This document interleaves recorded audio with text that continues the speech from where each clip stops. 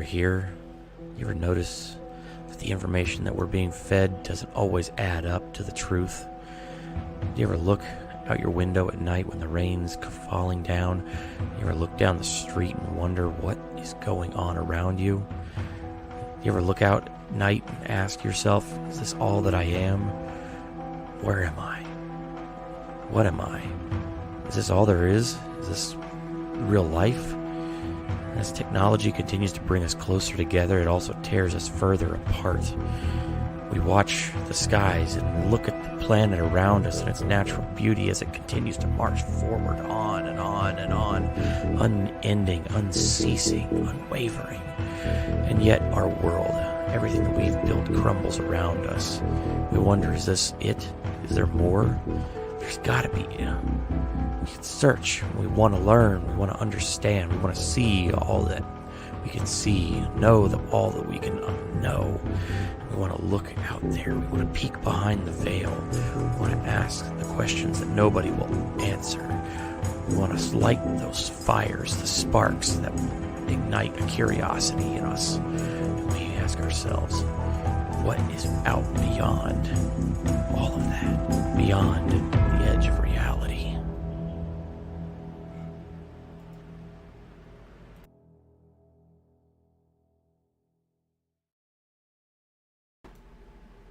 Good evening. It's Kaiser. How y'all doing out there? Thank you so much for joining me. I am very, very happy to be here tonight and to definitely be presenting a topic that really, it's a tough one. I really do want to emphasize that. This is a tough subject. The UFO phenomenon, just to get it out there, is full of crackpots and weirdos and strange folks who don't appear to really have an ounce of credibility to their names. But one thing that happens is that there are, with many stories, many things that are going on, there are small little tidbits, little nuggets of truth to everything. And what's interesting is that now we're seeing a very interesting polar shift in the world of ufology and the study of things, and that suddenly these stories are beginning to get a lot more scrutiny, a lot more interest, because what we're seeing here is that more often than not, these stories are matching a common thread. Things are piling up. Information that just seems to be strangely corroborating. It's difficult to understand without having a background or understanding this, or kind of being in the, as deep into everything as I am. And I approach everything from the standpoint of, I want to listen. But at the same time as I also want to listen, I want there to be fact. I want to actually have information. I want to have evidence that I can look at, that I can see, that I can even touch if I wanted to. And unfortunately, this is a subject that does not have a lot of that. But all that really seemed to change in December of 2017.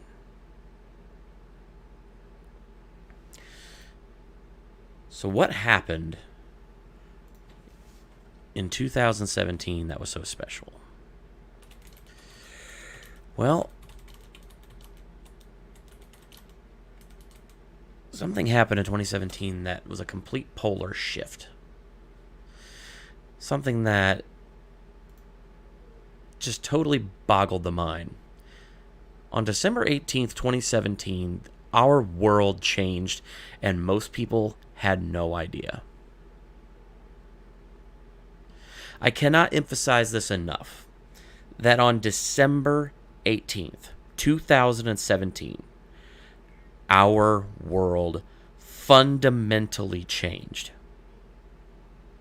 If you ask the average person in the street, the average person or whatnot, I urge you to ask somebody, said, hey, December 18th, 2017. Does that ring a bell to you?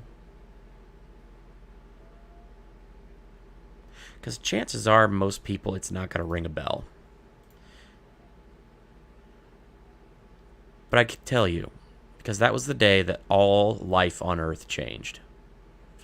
In a way that, up to that point, had been speculation and curiosity and the stuff of crackpots, and frankly, was dismissed in kind all the time. December 18th, 2017, this article appeared in the New York Times. On the trail of secret Pentagon UFO program.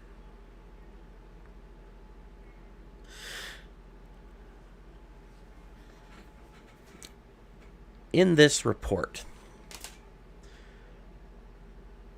the Pentagon literally came forward with three videos taken from aircraft, U.S. military aircraft, that showed UFOs in flight over the United States. Now, they left that little detail out, but these were spotted. All of these incursions happened over the United States airspace. And they hushed it up.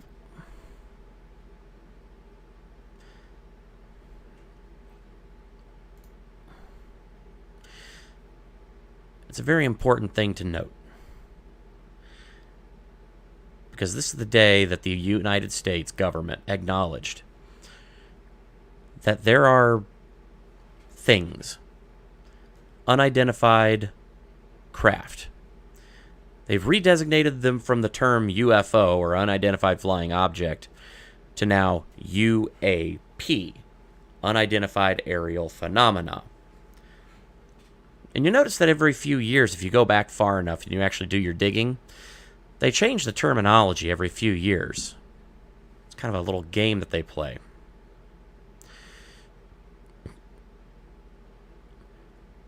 But as I said, December 18th, 2017 was the day the Pentagon, if you're going to look for a source that is going to just absolutely say, well, either it did or it didn't happen. And look, I understand a lot of people have a lot of skepticism with regard to the Pentagon, the CIA, and everything. And guess what? This story gets weirder the more you dig into it. How did this story happen? How did we go from 1952, the birth of one of the most ubiquitous UFO cover-ups, to ever happen in the United States? 64 years, this country, for 64 years, this country disavowed, tried to debunk, and also to discredit anyone who ever came forward or had any sort of encounter with anything that they could not explain that appeared to come from another world or somewhere else.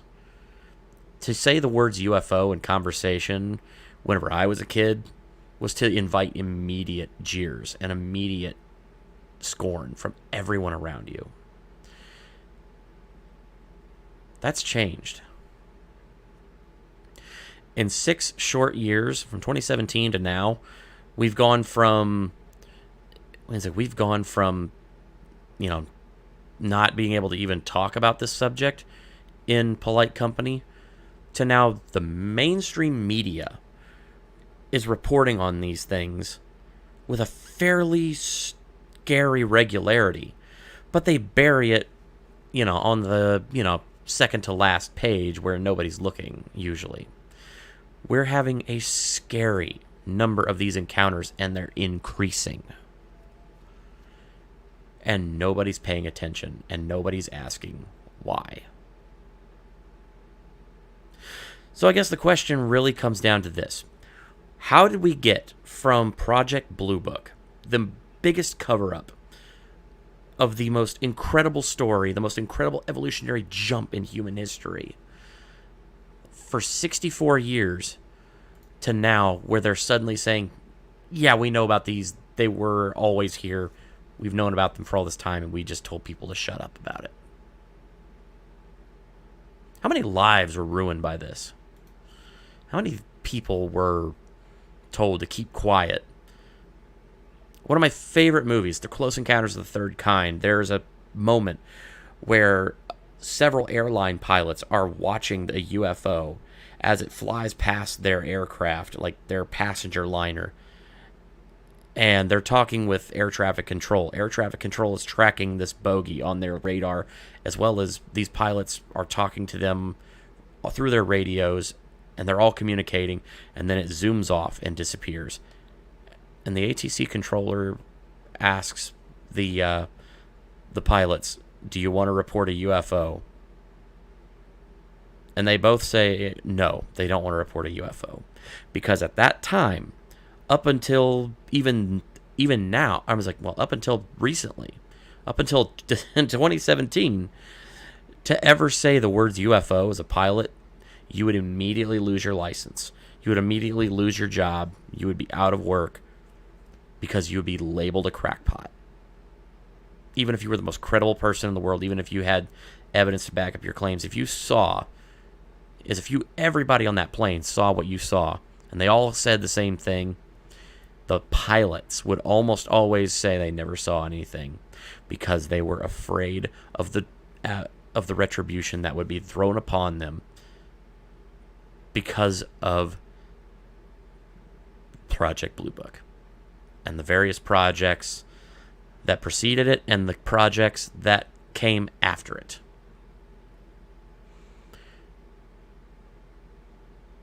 But now our world's changed. Our world is fundamentally different than it ever was before. And nobody seems to care.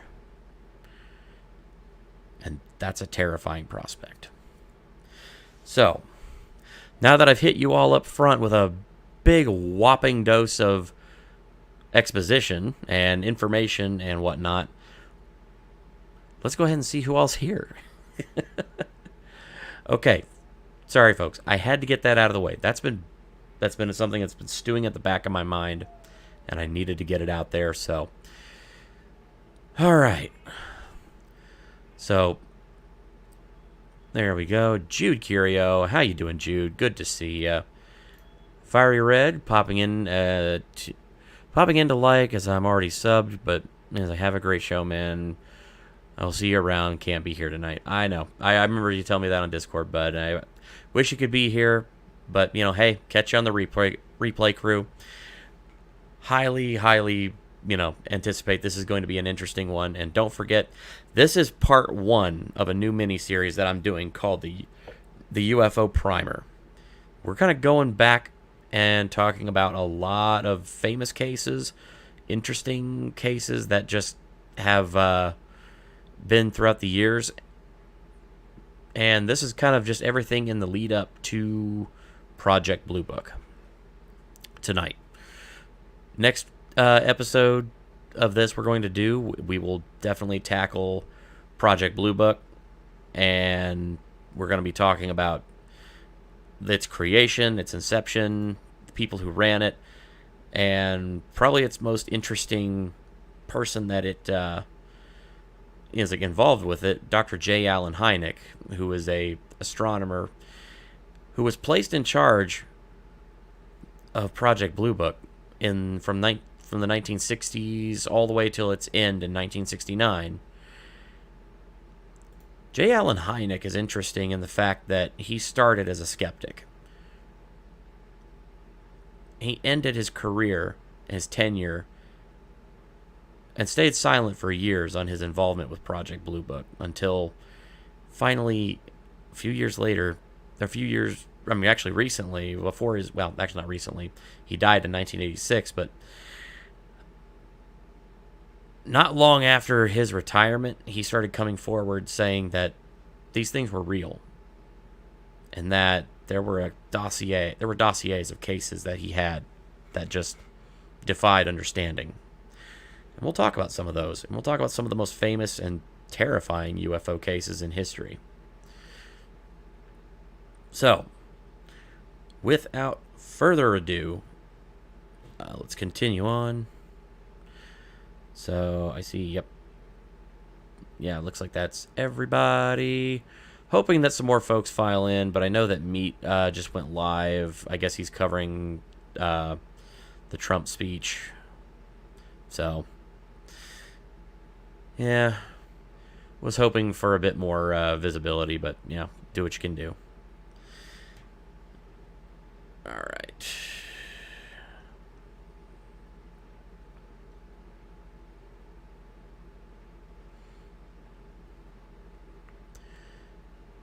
Let's see.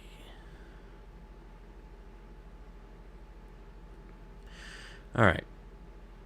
There we go. Just had to update a couple things there. All right. So, now that we've talked about that and the kind of the very quick past to present, let's talk about history. Because according to history, the first known, or at least recorded, UFO sighting was actually, surprisingly enough, in 1492 during the Columbus expedition. There we go. Let's see, Drew Curio, I'm here, please continue, or do you want to postpone this tonight and go over there? No, I'm gonna power through.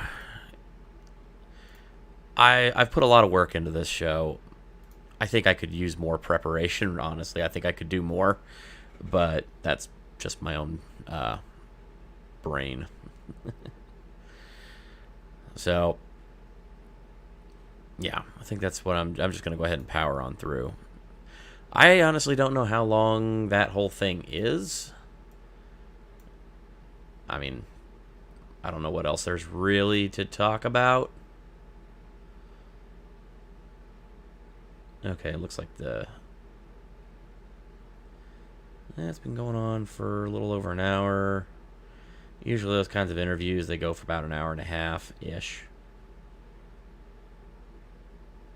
Okay, yeah, we'll see. So, yeah, first recorded UFO sighting actually was from Christopher Columbus, no less. And believe it or not, we actually did cover that on a previous episode. We did talk about it, but yeah. So, the Columbus encounter is actually pretty interesting in the fact that the encounter itself, I mean, was just basically him writing in his ship log that he saw some strange lights on the horizon that seemed to basically move around and just kind of didn't fit the normal explanation. The journal entry actually is pretty short, and I encourage anybody out there, I mean, I'm not going to go ahead and pull it up again. It's a long journal entry to find basically what is like 2 or 3 lines about this encounter. But it basically just accounts for some lights in the distance. But it is the first technical UFO sighting in history, like the first recorded UFO sighting in history. But I mean, there's also so many strange depictions of UFOs in paintings going all the way back to the Renaissance and even further back. So, grab some of these here.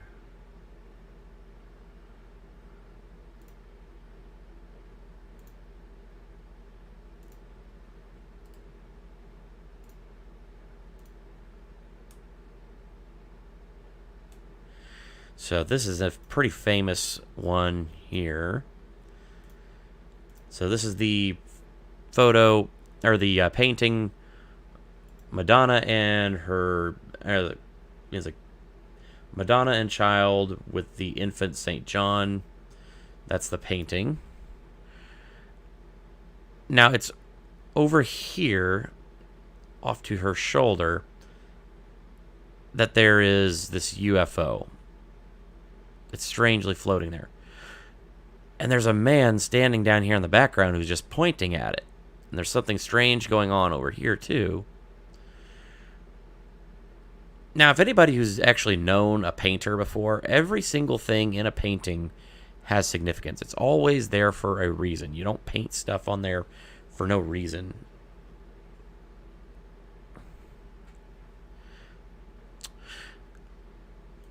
Jude Curio, you're from Chicago, right? No, I lived in Chicago for a couple of years, but I'm not from Chicago. I am still from the Midwest, though, if that gives you any indication.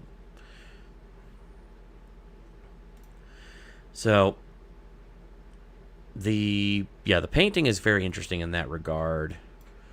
So, let me actually kind of pull up a zoomed in image here, if I can find it.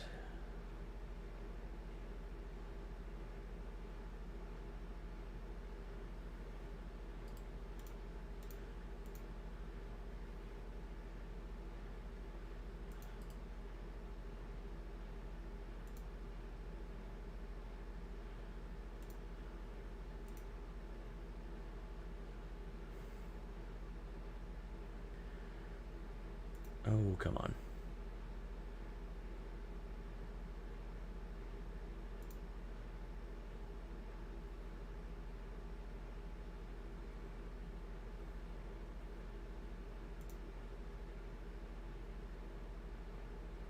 Here we go.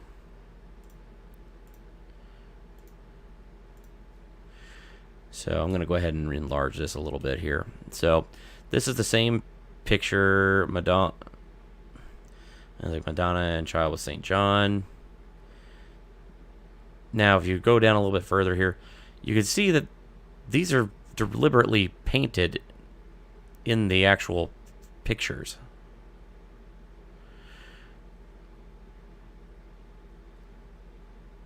Yeah, it's bizarre in that regard.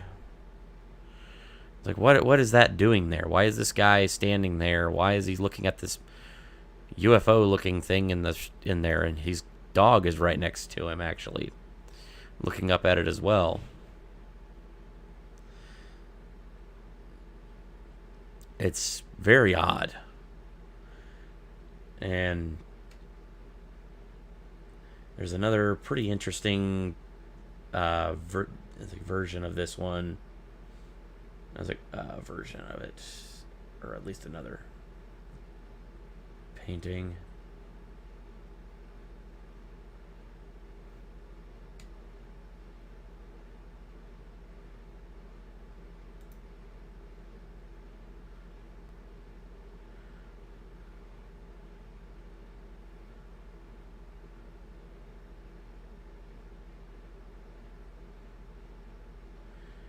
Okay, yep, here it is. Whoop, I already had it. So this one is interesting. It's crucifixion. Oh, for crying out loud, quit doing that. Visoki Dekani Monastery, Kosovo. So this is fascinating because you see this. Notice very interestingly, there are these things in the sky. It's a man sitting in what appears to be a fireball, and another man in a strange, what appears to be a white craft with 3 legs.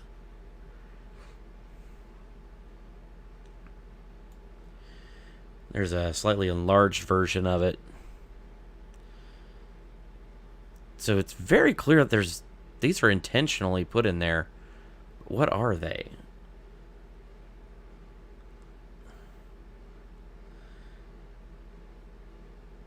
Numbers of these strange happenings and strange depictions of UFOs in art. And I'm just kind of cherry picking a few here and there. I'm not like doing an in-depth on that specifically, but it just boggles the mind. Yep, here they have this one. There's a strange UFO or kind of disc-shaped object in the background.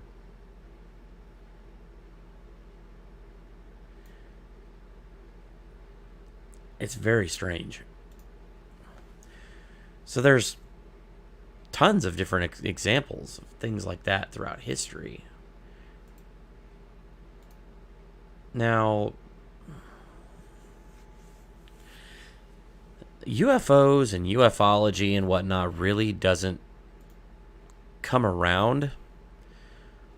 Doesn't really take shape until a lot later. Let's see here. Check out history where there were letters written back in the 1800s about a strange meteor shower and all kinds of bizarre happenings.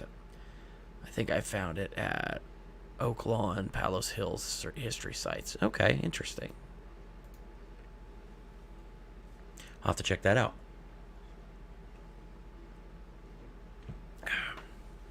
Sorry, gotta stay hydrated. So, we've gone ahead and we've covered some of these very strange early ones that just kind of like, oh, that's odd that that's there. But it's definitely nothing definitive or whatnot. Well, then we get into something very interesting. Because we'd had instances of basically these lights in the skies, strange, what appear to be metallic objects flying around in history. Very few of these were written. I mean, very few of these still exist. But then something gets really interesting right around 1944.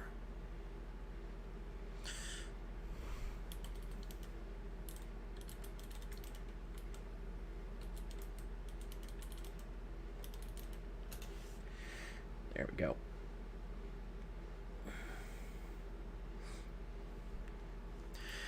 So, around in 1944, there's a very strange incident that occurs. And let's see if I'm trying to find it here. I just had it. There we go. I have so many tabs open for this show, so I have all my materials ready that it's really difficult to keep watch on there. So, and this comes by way of the Smithsonian Magazine, where what were the mysterious Foo Fighters cited by in World War II night flyers?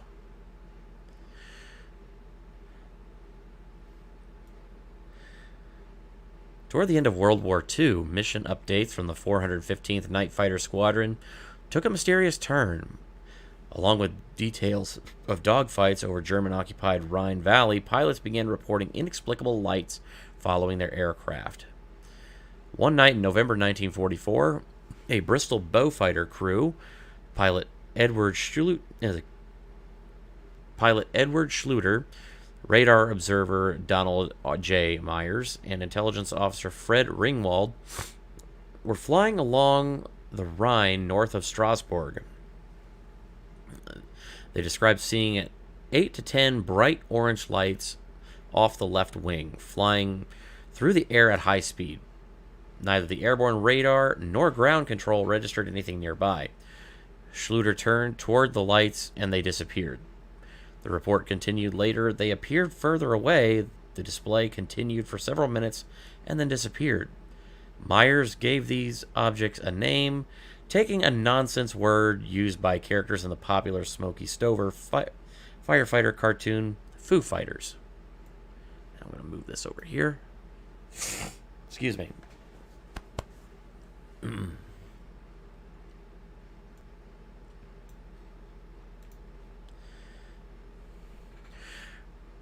Reports kept coming in. The objects flew alongside craft at 200 miles per hour. They were red or orange or green.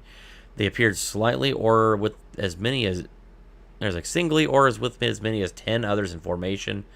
and they often outmaneuvered the planes they were chasing. They never showed up on radar. Richard Ziebart, an historian for the nearby 417th Night Fighter Squadron, heard many of the stories directly from the 415th crew members. Pilots were very professional. They gave the report, talked about the lights, but didn't speculate about them. Still, the pilots found the sightings unnerving. Scared shitless was how one 415th pilot described feeling to Keith Chester, author of Strange Company, Military Encounters with UFOs in World War II. At the end of the year, the Associated Press war correspondent Robert C. Wilson celebrated New Year's Eve with the 415th. The next day, his story was on the Foo Fighters, was featured on the front page of newspapers across the country. Other squadrons had seen them, but it was the number, consistency, and impact on the 415th crews, and the fact that the reporter listened to the airmen, that finally prompted investigations into the sightings. Amateur psychologists, military aviation buffs, and conspiracy theorists offered explanations, but none that the airmen found credible. They didn't believe they were hallucinating because of battle fatigue, and because the lights caused no damage, the pilots doubted they came from remote-controlled German secret weapons. St. Elmo's fire, a discharge of a light from sharp objects in electrical fields, seemed unlikely since the Foo Fighters exhibited such extreme maneuverability. Eventually, the Army Air Command sent officers to investigate, but the research was lost after the war, Chester reported. In 1953, the CIA convened a panel of 6 top scientists familiar with experimental aviation technology to determine if the lights constituted a national security threat. The Robertson panel, named for its chair, Caltech physicist Howard P. Robertson, offered no official conclusion. Ziebart, the historian, offered no explanation either, only an insight. I think the Foo Fighters didn't show up on radar because they were plain light, he said. Radar had to have a solid object. If there was any bogey out there, any pilots would absolutely be able to tell. So this is the Smokey Stover Foo Fighter, like the little joke cartoon that the name was based off of.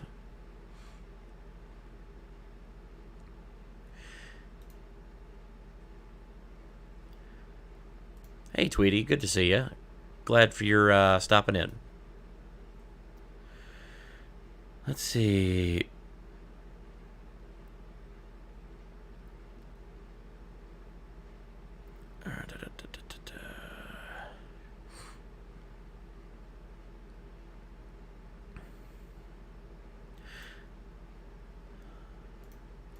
This is interesting. So at the biggest marine base in states, 29 Palms, California, they train fighter pilots. It's high in the mountains and the last stop before the Mojave Desert all the way to Vegas.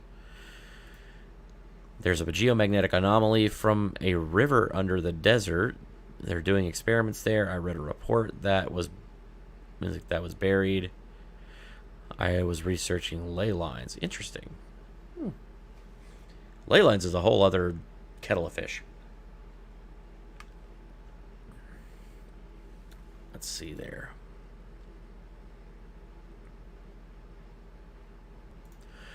Also lived there for a couple of years. All kinds of shit was going on. It's at 3,000 feet. Yikes. That's up there. Okay.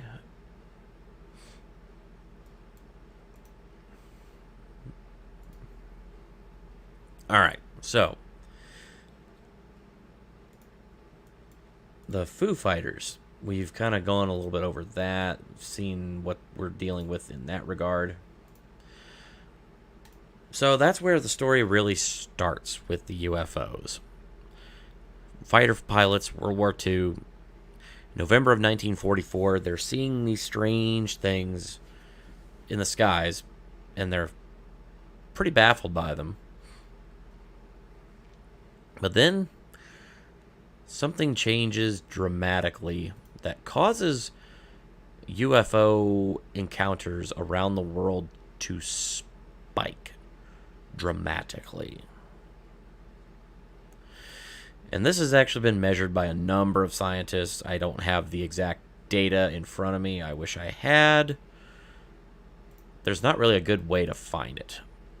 But the Trinity experiment, the world's first nuclear test. On July 16th, 1945, we detonated the first atomic bomb.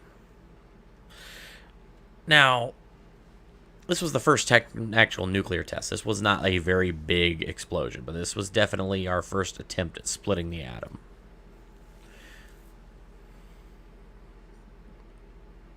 Now, from here, we developed the atomic bomb that, was we had developed the Manhattan Project. So it was pretty wild. Let's kind of talk about Trinity. This comes from Air Force Nuclear Weapons Center.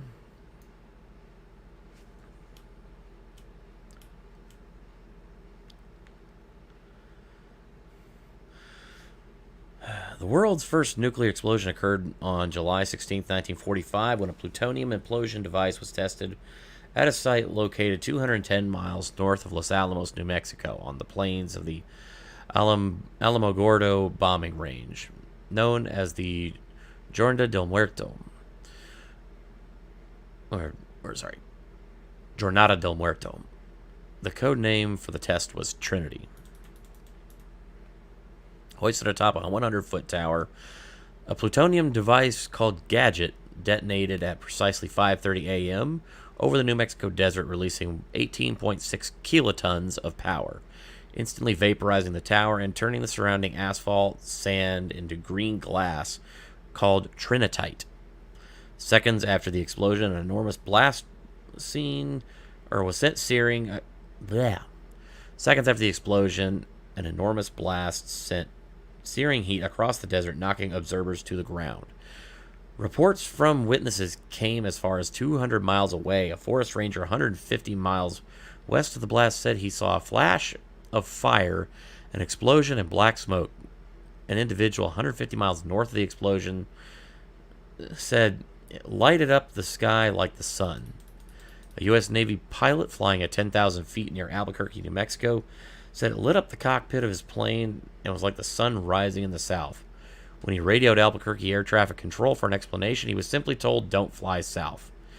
After the test at Alamogordo Air Base, issued a press release that simply stated a remotely located ammunition magazine containing a considerable amount of high explosives and pyrotechnics exploded, but there were no loss of life or limb to anyone. The actual cause of the blast was not disclosed until after the U.S. bombing of Hiroshima in Japan on August 6, 1945.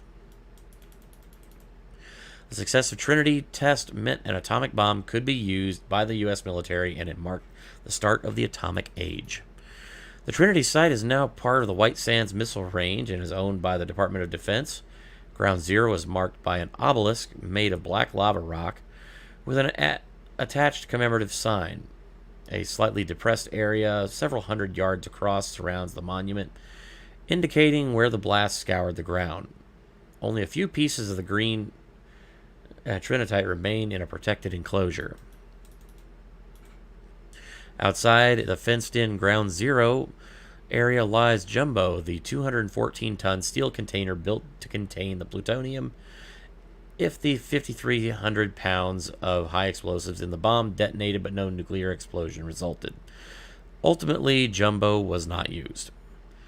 The restored McDonald Ranch House, where the device's plutonium core was assembled, is located about 2 miles to the south of the remnants of the base camp, where some 200 scientists, soldiers, and technicians took up temporary residence during the summer of 1945, is about 10 miles southwest of Ground Zero. Remnants of the observation points 10,000 yards out are also still visible. The Trinity site is currently open to the public and by the National Park Service twice a year, and tours are given by the Department of Defense on request. Boy, that would be an interesting trip.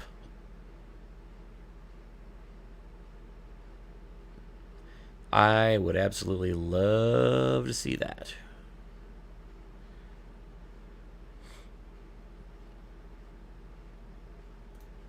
All right. So, Trinity is detonated. We have officially the largest explosion, man-made explosion, ever before that time. And suddenly something very strange happens. Question, how many scientists, etc., died of radiation poisoning? That is a good question.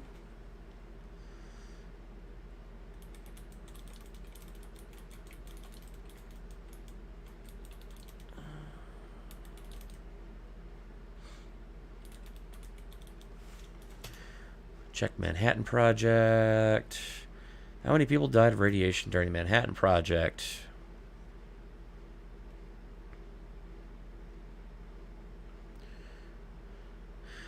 So, officially, historian Alex Wellerstein had discovered a list of all the fatal accidents that occurred at Los Alamos in 1943 through September of 1946. There were 24 deaths during that period. Now, that doesn't completely explain it. Now, according to... Let's see. Okay, now, officially during the... now, okay, so... at all the sites, no, that was... I don't know of any, like, all the ones at the sites. I think it was actually... They did a lot. They were very controlled in it, as far as I know. The only official death from the from radiation poisoning during the Manhattan Project was Louis Slotin. He was one of two people, to die of radiation exposure at Los Alamos, and that was the Demon Core incident, which is a pretty fascinating incident, really.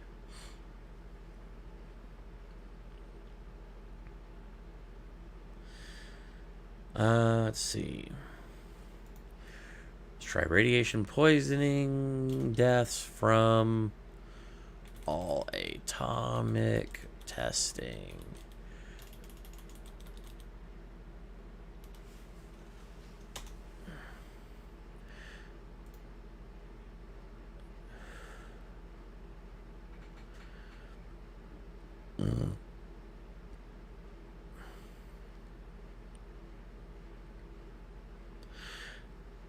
Okay, so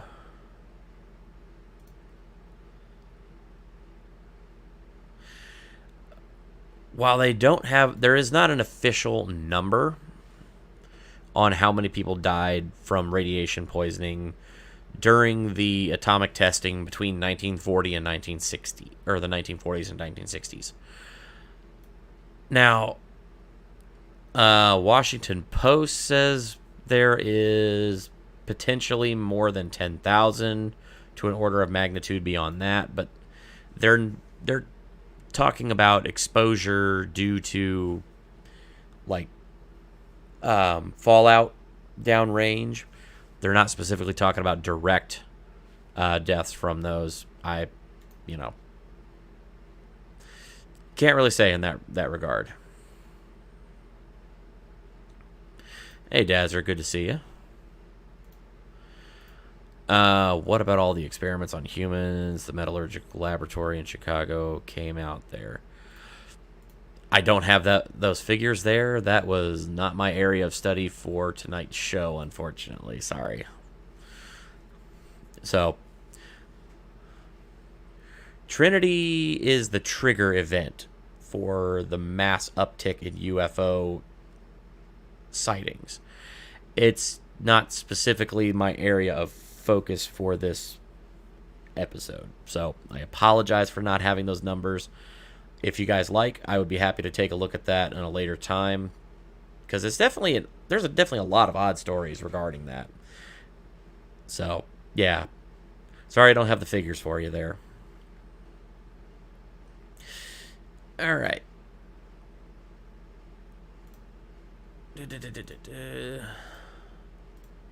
So then we have a little bit of a... I mean, Trinity starts a very interesting number of just sightings that get started calling in. Now, not a lot of these really are all that interesting and don't really seem to get a lot of traction, except for one that happens in 1947.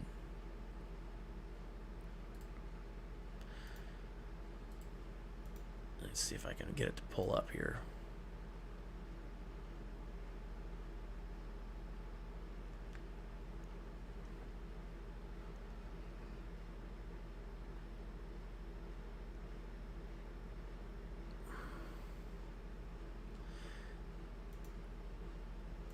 Okay, well.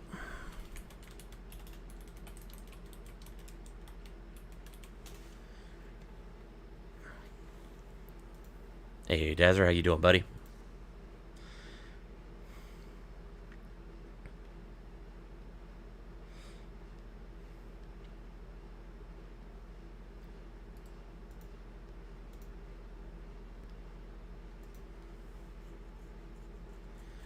So,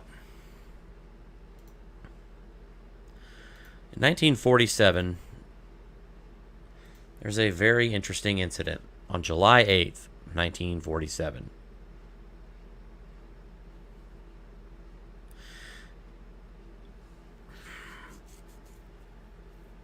Wait. Crap. I grabbed the wrong thing. Yep. July 8th, 1947.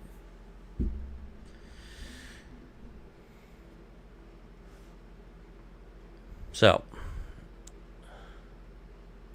I speak of none other than the Roswell incident. And this is just pulling the wiki article real quick, so go ahead and embiggen that. The Roswell incident refers to Roswell incident centers on the 1947 recovery of metallic and rubber debris from a military balloon that crashed near Roswell, New Mexico. Decades later, conspiracy theories claim that the debris was from a flying saucer which had been covered up by the U.S. government. In 1994, the United States Air Force published a report identifying the crashed object as a nuclear test surveillance balloon from Project Mogul.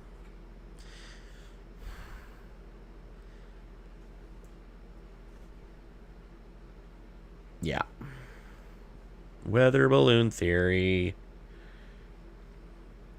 Except for the fact that, this is the most famous photo from Roswell of the guy holding supposedly debris from it, which was later determined to be, they were showing pictures of actual weather balloon bits.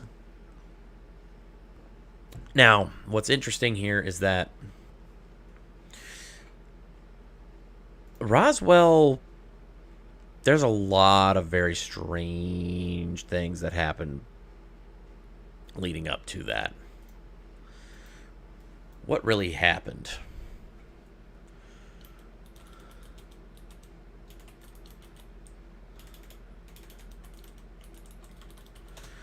Okay.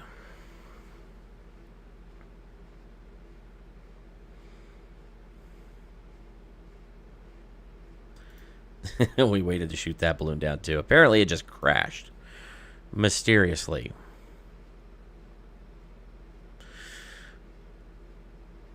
All right. I'm trying to find this here.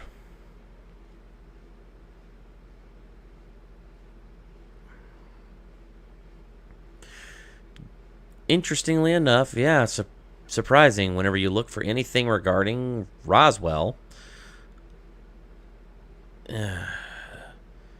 you come up with a whole lot of, everything is malarkey. It's all a whole bunch of, it's all just thrown up there as, well, we don't know what happened. I have my doubts. So this one here is kind of a quickie. So 6 things witnesses said about the Roswell incident. So reported UFO sightings were up. Yep. In the 6 months prior to the Roswell incident, there have been hundreds of UFO sightings reported in the western U.S. Some ufologists believe that the uptick in sightings was due to the extraterrestrials on a scouting mission before attempting to make contact. Believe what you want on that one. The official story changed several times. While initial newspaper reports quoted an Army officer saying there was a UFO recovered from the desert, the government amended its story to say that the recovered object was actually a weather balloon. Decades later, in 1994, the story changed again. The UFO was determined to be a spy balloon.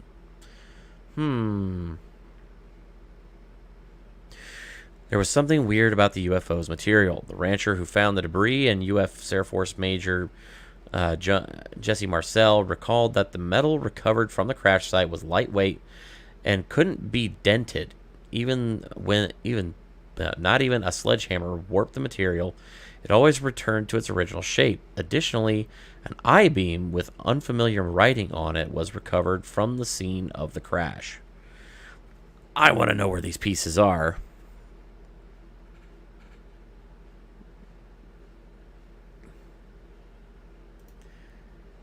Yeah, smoke and mirrors.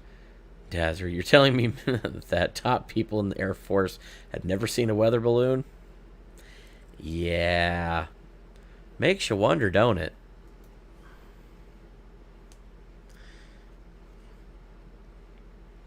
So one of the other interesting things there is actually, I wish I could find it here. There was an eyewitness account from Roswell where they talked about this foil material that they recovered from the crash site. That you could take this material, it was like aluminum foil, looked like aluminum foil, and you could crumple it up in your hand, and then you could just, you crumple it up in your hand into a tight ball, and you drop it, and the thing would just suddenly and pop right back to its original shape. Nothing does that. One of the premier and eminent scientists that we will eventually talk about in this little mini-series is a gentleman by the name of Jacques Vallée. And Jacques Vallée is the world's premier scientist on metallurgical analysis of metamaterials recovered from these supposed UFOs, because it's not just one that's crashed. There's tons of these things that have apparently gone down. Most recently, this was a story that almost made me cancel my episode, or my last episode of Edge of Reality on Miracle of Fatima, because I heard this one that day and I almost pulled the plug on the whole stream so I could talk about that one, because it's just weird. But I'm going to dedicate an entire show to that one. But it happened in 1996 in Brazil. And Brazil's got some very interesting UFO cases that have some remarkable, very remarkable credibility to them. But this was the Varginha UFO crash. Supposedly in January of 1996, a UFO was sighted in the area of this place in Brazil called Varginha. And there's some speculation that there may have been a lightning storm around, and lightning may have struck the craft and then it crashed. What's really weird about this case is that the Brazilian government descended on that site impeccably quick. Locked it down, nobody was allowed in or out, and it was absolutely locked down completely. Now, what gets even weirder is that a few days after the crash, in the nearby town of Virginia, which is nearby the crash site, it's a city of about 100,000 people, and what's fascinating is that there's an account of these three girls, ages like 10, 14, and 16, I believe. I think, or maybe it was 12, 14, and 16. And they were walking through their town, and they came across this area. There's a cement brick wall, concrete brick wall there. And they saw a creature. Humanoid in shape, small, about child size. And one of the children drew a picture of it later on. I believe it was the middle daughter the middle sister and the younger sister took off running as fast as they could because they looked at it, and one of them screamed and it looked right at them. So they took off running, and the eldest sister stayed behind and actually looked at this thing, and she said this thing stared her down. This creature, this humanoid creature, stared her down and looked at her. And she said that it was very strange because in that moment she could actually, seeming to be able to telepathically communicate with this entity. And this entity basically communicated to her that it was scared, it was hungry, it was weak.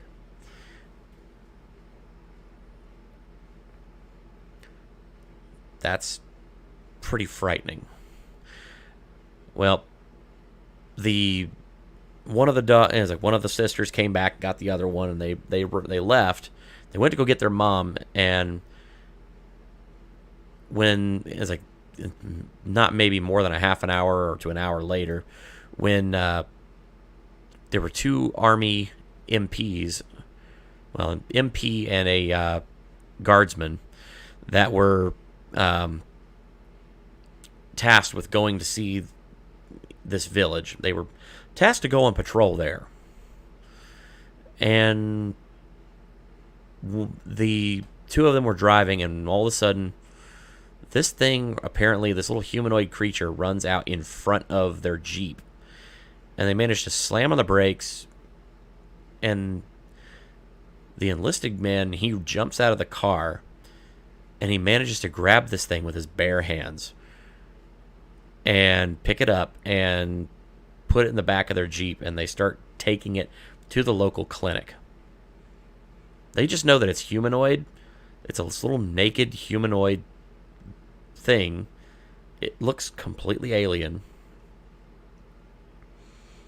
And the one very strange thing that ties every single one of these eyewitness accounts together of this actual event where they saw these things, or this creature, and apparently there were multiples of these creatures, at least 5. And as far as we know, the Brazilian government appeared to actually recover one of the bodies. The one thing across every one of these encounters, this entire thing, was that these creatures, whatever they were, smelled horrible.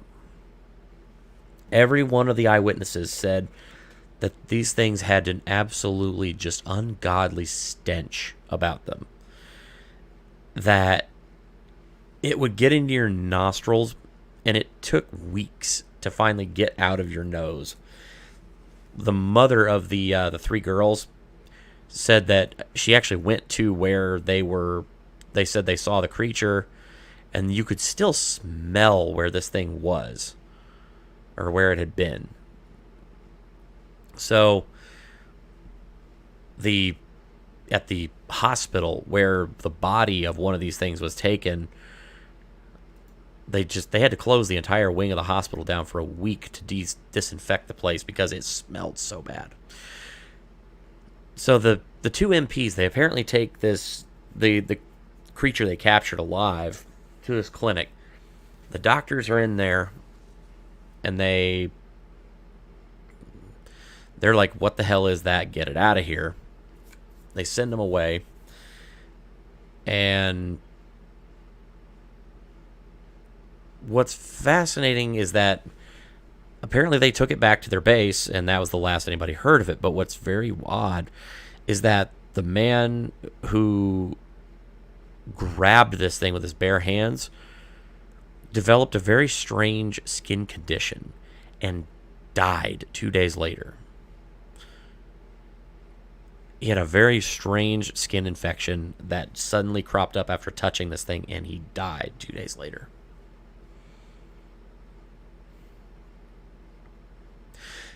Hey, AP. Sorry, I saw you come in. I was just in the middle of a roll, so I apologize. Had to get back to you. You'd smell horrible, too, if cooped up in a spacecraft. I can neither confirm nor deny.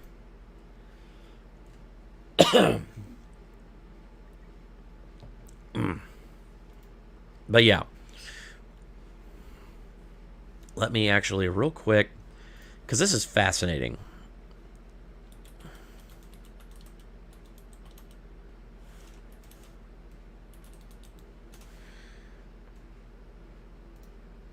So,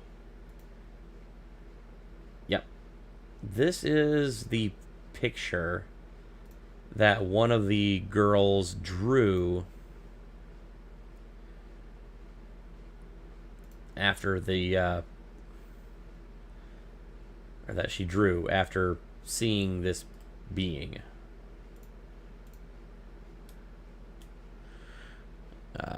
Stop screen, present, share. So supposedly this is what the creature looked like.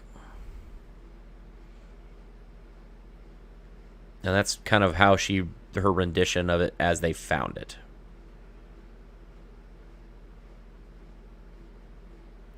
That's kind of interesting. They said this thing never spoke, but the one that locked eyes with it, she said it didn't actually speak, but she could actually communicate with it. Supposedly, at another facility, another doctor facility, this thing was brought to. There were doctors that were locked in a room with this thing for a couple of hours. The tapes from, like, the actual, like, recordings, the tapes from those rooms were confiscated and went missing. Never to be seen again. I want to know what's on those tapes. And those doctors, they were required to basically never speak of this ever again. And they have refused for years to come forward saying that if they ever talk about it, their lives are in danger. Pretty wild. Sounds a little like the gray man sightings in New Mexico a while back. Yeah, probably. It is definitely kind of nightmare fuel, except just remember that these things are like child size. They're tiny, apparently. But it's very weird.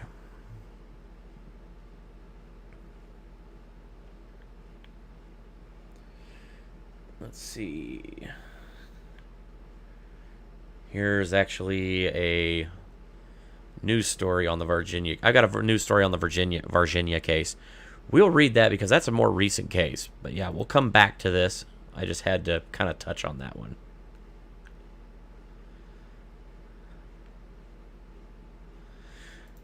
So, back to Roswell. Had to take a little detour there. All right, so that was what I was talking about, the UFO material. Apparently, at the crash site for this, there were also materials recovered exactly like what was said to be at Roswell. these little I-beams, these little this foil material that springs back to shape. All of these things have happened and been cited at not just Roswell, not just Virginia, but other sites all over the world that have supposedly seen crashed or other UFOs that were damaged. And if you believe any of the words of Bob Lazar, who we're going to do a whole episode on Bob Lazar. So according to Bob Lazar, there were as many as 10 UFOs in the United States government's ownership. And at least one of them, he said, he knows for a fact was recovered from an archaeological dig. And several others, he said there was one that he saw that looked like it had a cannon shot, like a cannon round had gone through the side of it. Very odd. All right. So, further on here, there were 2 crash sites. There's a second crash site 40 miles away from Brazil's ranch, where more wreckage and alien bodies were recovered. A firefighter who responded to the second site recalled seeing a large disc in the ground with several small non-human bodies nearby. Military officials on the scene pressured the firefighter to keep quiet about the things he saw. The firefighter wasn't the only witness to the bodies. Sergeant Melvin Brown was on site during the mission to recover the debris from the crash site. He was told not to look under a tarp, but his curiosity got the better of him. When he peeked, he claimed he saw 2 alien bodies. The government has always denied his claims, but Brown is far from the only person to say they saw extraterrestrial beings recovered from Roswell. The government can keep secrets. The incident at Roswell was less than 2 years after the atomic bombs were dropped in Japan in 1945. Those bombs were a result of a 3-year project at all 3 sites, one of which was in New Mexico. Across America, Roswell incident researchers and ufologists believe that if the government could hide the atomic bomb for so long, that it could absolutely conceal vital information about contact with extraterrestrial life. The military's acknowledgments of UFOs in 2021 has bolstered some people's belief that aliens are trying to contact us. Now, if you go to Roswell today, you're not going to see much. I have been to Roswell, and frankly, there is not a lot to see.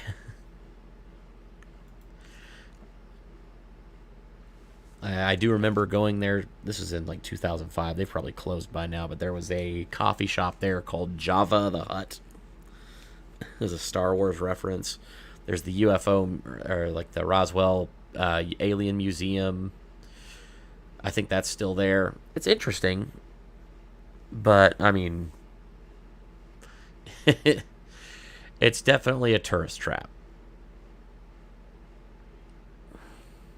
I will say the most impactful thing that I ever came away with from Roswell was that it smelled a lot like sheep shit.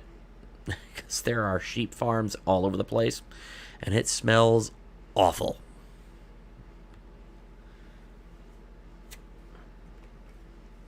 Anyway.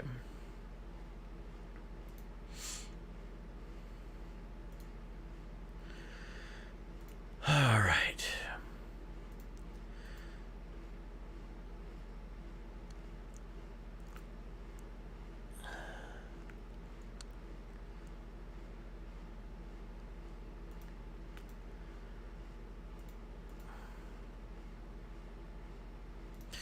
So then, after all of that,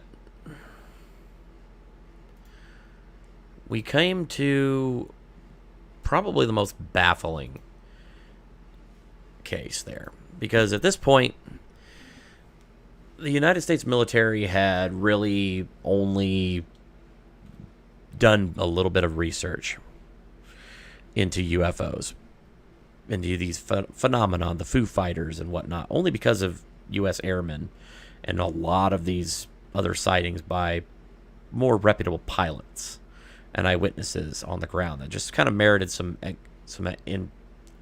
information on it.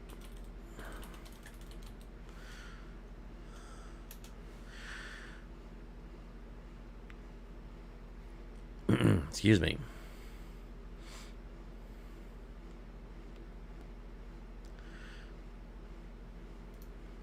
So, in 1948, the United States Air Force created a little project to try and look into this issue. There were two different projects. There was Project Sign and Project Saucer. The goal of the project was to collect, evaluate, and distribute within the government all information relating to UFO sightings on the premise that they might represent a national security concern.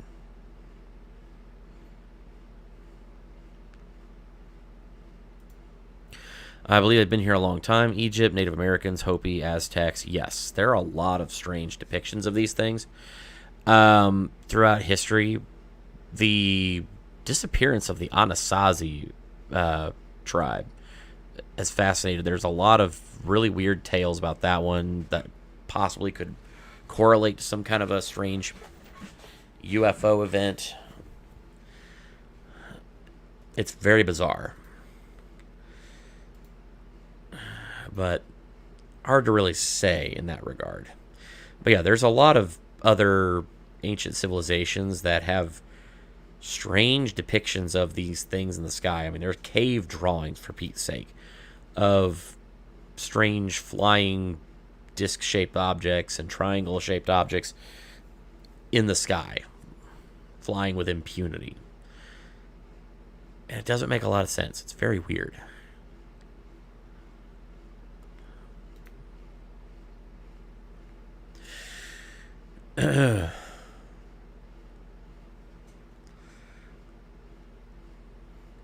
So on April 27th, 1949, the U.S. Air Force publicly released a paper prepared by the Intelligence Division of the Air Materiel Command at Wright-Patterson Field, Ohio. The paper stated that while some UFOs appear to represent actual aircraft, there was not enough data to determine their origin. Almost all cases were explained by ordinary causes, but the report recommended a continuation of investigation at all sightings.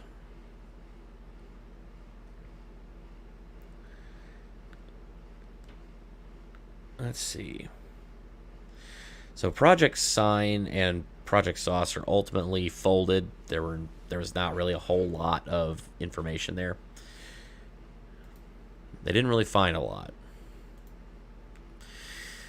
But an event would happen later on in the year 1952 that made the entire United States collectively sit up, take notice, and go, oh, there's something here. And more than that, it made the United States government really freaked out. It really freaked out the United States government. But maybe not for the reasons you might think.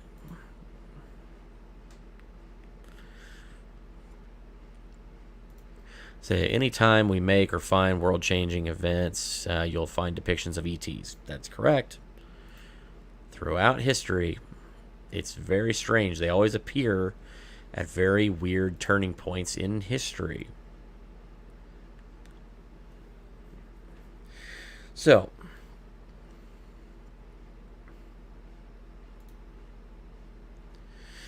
we're going to watch a little video here. Actually, no, let's go ahead and before we do that, we're going to go back to...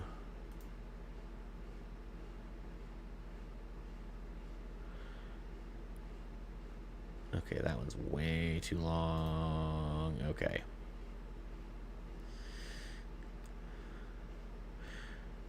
So, we're going to look at this.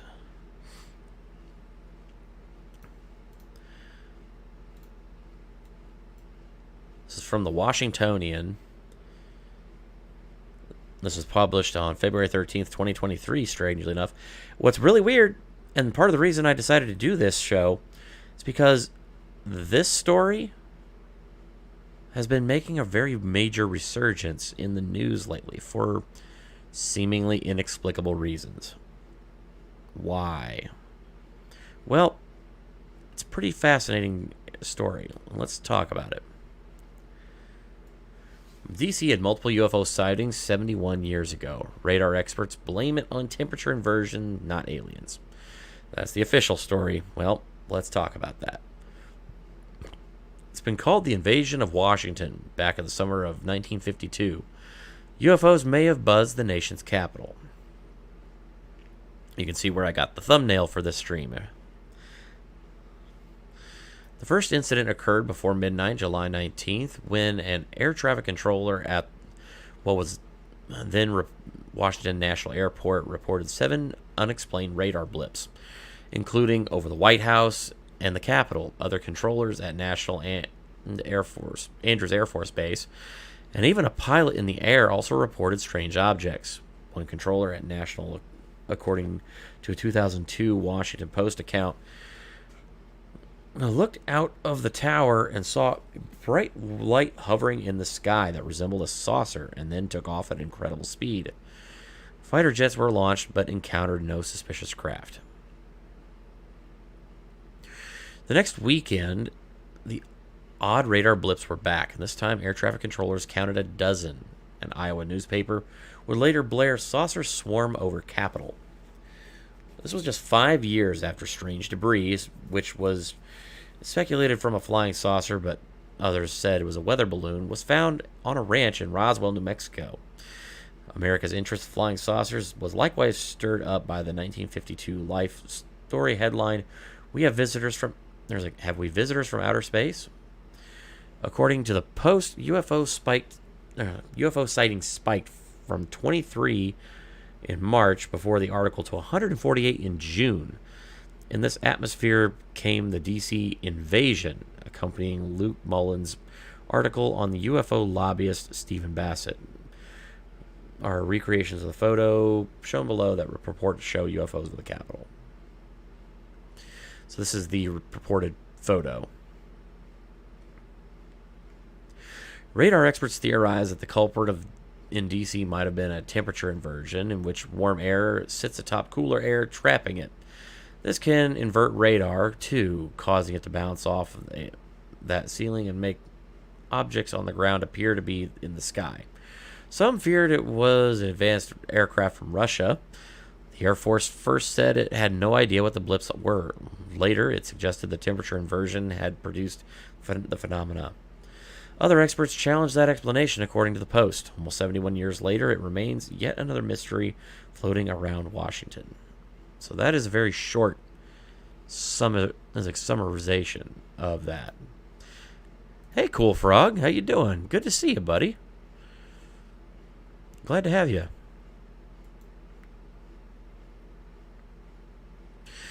So, that's a very strange case. But it gets even stranger because thanks to a channel by the name of Infographics, they've got a really good breakdown of the entire event from start to finish. And it's weirder than you might think. So, let me take that there. Whoops.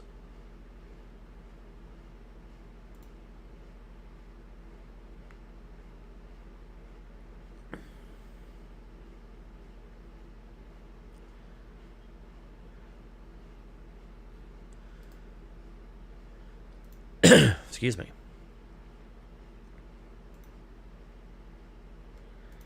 There we go. Capture current tab. There we go.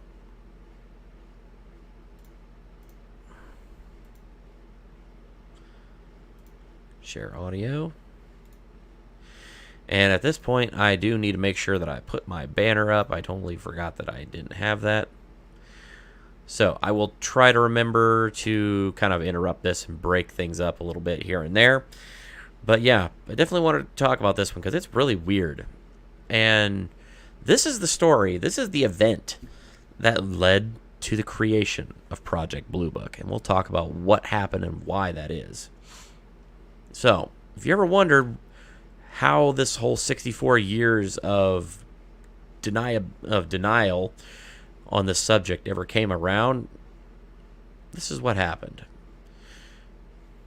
In the summer of 1952, a series of strange sightings took place in Washington, D.C. From July 19th to July 27th, authorities were inundated with reports of unexplained objects in the sky and extraterrestrial craft. The people observing these unidentified flying objects, or UFOs, weren't just ordinary citizens. Air traffic controllers and pilots were among the first to detect strange craft, and even stranger phenomena, ranging from weird white glows to orange balls of fire, repeatedly over those few weeks. These events panicked everyone from local DC citizens all the way up to President Harry Truman, who called the Air Force to demand an explanation for what was occurring. Was Washington, D.C. truly experiencing an alien invasion? I'll let you be the judge of that one, but I'm thinking that there was something that happened here. Now, is this definitively a UFO incident? Tough to say. But it's very, very odd, that's for sure. Jude, thanks. I'm fascinated. Thanks for doing the research. Absolutely. It's what I do here. I love doing it. Imagine you're a reporter working at the Washington Post in 1952. You're a journalist reporting on breaking news and current events for one of the most prestigious publications in the country. And you're still blissfully unaware of what terms like clickbait and BuzzFeed mean, and how they will ruin your entire profession. On Saturday, July 19th, just before midnight, you get a tip. I kind of love how he just throws immediate shade at at BuzzFeed. It's kind of funny. That air traffic controller Edward Nugent has spotted 7 suspicious blips on his radar, located 15 miles south-southwest of the city. It can't be a cause of human error, as his superior senior air traffic controller Harry Barnes saw and confirmed the objects on the radar scope himself. Nugent started the night by joking about the fleet of flying saucers that seemed to be on the screen. Soon, however, he sees the unidentified objects streaking by near the White House and Capitol building. The situation now seems to be less of a joke and more of a national security threat situation. The controllers desperately trying to confirm what the blips could be, but there are no known aircraft in the vicinity of the objects on the radar, and the objects aren't following any known flight paths. Barnes adds an even stranger observation, confiding in you. We knew immediately that a very strange situation existed. Their movements were completely radical compared to those of ordinary aircraft. Perhaps it's a machine malfunction, you wonder. After all, there has to be some kind of reasonable explanation. Barnes insists that's impossible. 2 controllers double-checked Nugent's radar and found it to be in perfect working order. That's a major issue right there, because immediately, okay, we have here's something that could be potentially the issue. Debunked. We have people who actually check the equipment, verified, because their first instinct, as anybody who's, a rational, sane human being, which don't even get me started on that one, but I'm just saying, 1952, they were at least trying to use their heads a little bit. Their first instinct was, okay, I've got these weird blips. I've got these weird things on my radar. Let's make sure this machine is working right. Well, it's working right. Okay. What are they then? Furthermore, Barnes called yet another 2 controllers in a separate tower of the National Airport who also saw 7 unidentified objects moving erratically on their screen. Or, as one of the controllers, Howard Coughlin, succinctly put it, "Did you see that? What in the hell was that?" So now you have not 1, but 2, maybe even as many as 3 or even 4 separate air traffic controllers on the ground watching their equipment at separate locations, all seeing the same thing, and they're baffled. And you can only assume that they've all gone through the same check system, making sure that their equipment is functioning right. before they assume that something else is going on. Now you have these people looking at this, calling each other, going, "Do you see that?" And they all see the same thing, and they don't know what it is. If that doesn't make your, if that doesn't get your hackles in a raise, I don't know what does. Coughlin and his co-worker Joe Zacco, yeah, that's his real name, also report seeing an incredibly bright white light zoom away at top speed, not on the radar, with their own eyes. At that moment, Barnes suddenly stops talking, stunned. UFOs are multiplying all over the radar scope, converging over the White House and Capitol. There's a heightened sense of urgency as the UFOs approach high-value targets. Andrews Air Force Base, around 10 miles away from the National Airport, confirms that the strange objects have appeared on their radar as well. You call the base to hear that Airman William Brady also personally witnessed an object like an orange ball of fire with a tail that took off at unbelievable speed. What are these erratic balls of light doing? And how are they moving at more than hypersonic speeds? Are they the objects showing up on the radar? Later in the night, you get confirmation that the balls of light are exactly what the radar is detecting. Capital Airlines pilot S.C. Pierman, waiting on the runway for permission to take off, spots what he believes to be a meteor, but then spots a series of white, tailless, fast-moving lights, 6 in total, over a 14-minute period. Those can't be meteors. He's in communication with Barnes, who confirms that the objects on radar correspond with the appearance and direction of the lights Pierman is seeing. Some of those observing the lights are convinced that they're stars and meteors. In fact, they're even able to prove it for a few of the lights spotted, though not all. This must be the explanation, you think. Perhaps it was an especially active night for meteor showers. However, that doesn't line up with the behavior and the speed of the lights seen in person. Staff Sergeant Charles Davenport at Andrews Air Force Base cited an orange-red ball that would appear to stand still and then make an abrupt change in direction and altitude. You know, no meteor in the universe moves like that. Barnes. That's a very important thing to note. These things are not just in one place. They're not just going from one direction over. They're bouncing all over the place. They're zipping around. They're flying, changing altitude up and down, all over the place. And you have multiple eyewitnesses now, all on the ground, looking at these. You have planes looking, you have pilots looking at these. You have air traffic controllers. You have the military. You have people all over the United States Capitol, which should be, in theory, the most secure location in the United States, let alone the world, probably. And these things are flying with impunity over our nation's capital, and nobody knows what they are, and nobody can stop them. That's pretty terrifying, not gonna lie. Amelia Earhart blipping in and out of the Bermuda Triangle. You're a little bit north of that, as to be the Bermuda Triangle, but I like where your head's at. And I say, let me know if you ever spot that Lockheed Electric, because that is a gorgeous aircraft. Sends you a tip, his last communication of the night. He thinks whatever the lights are, they're aware they're being watched. That's right, he's actually sitting here telling you the lights are sentient. Why does he think this is? Well, earlier that night, 2 F-94 Starfire jet fighters deployed from Delaware to try to get a closer look at the phenomenon. The pilots flew all over DC searching for the lights, but it's all in vain. The creepy lights that have baffled the city have disappeared. Realizing they're running low on fuel, the pilots head unwillingly back to base, at which point the lights mysteriously reappear. Barnes's conclusion is at once logical and frightening. The UFOs were monitoring radio traffic and behaving accordingly. You note the last sighting of the UFOs, 5:30 a.m. Still no closer to an explanation as to what might be happening to cause these increasingly strange phenomena. You make a mental note to communicate with the Air Force Base tomorrow and see if they have any ideas. Okay. We launched fighters into the air.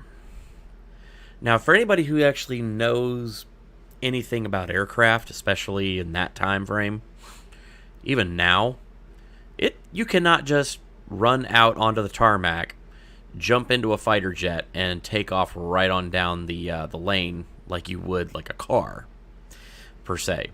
I mean, if you go run down, grab your keys, and jump in your car, turn the key, and then you can just take right off, well, you can do that in an exponentially faster amount of time than you could to get a plane in the air.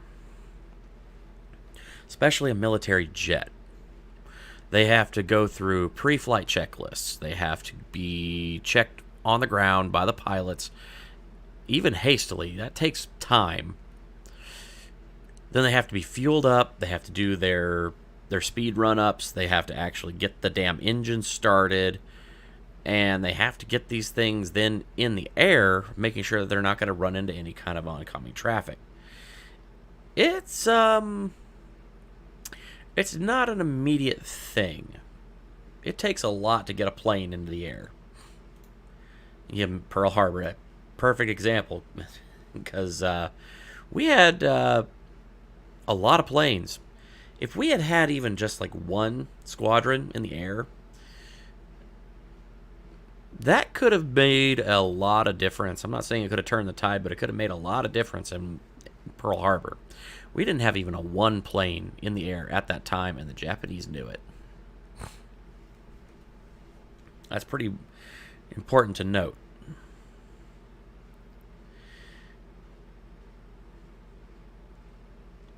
AP, it's a long pre-flight checklist. Yes, it absolutely is a long pre-flight checklist. As something of an aviation nerd, I can tell you, it's a lot to get one of them birds in the air.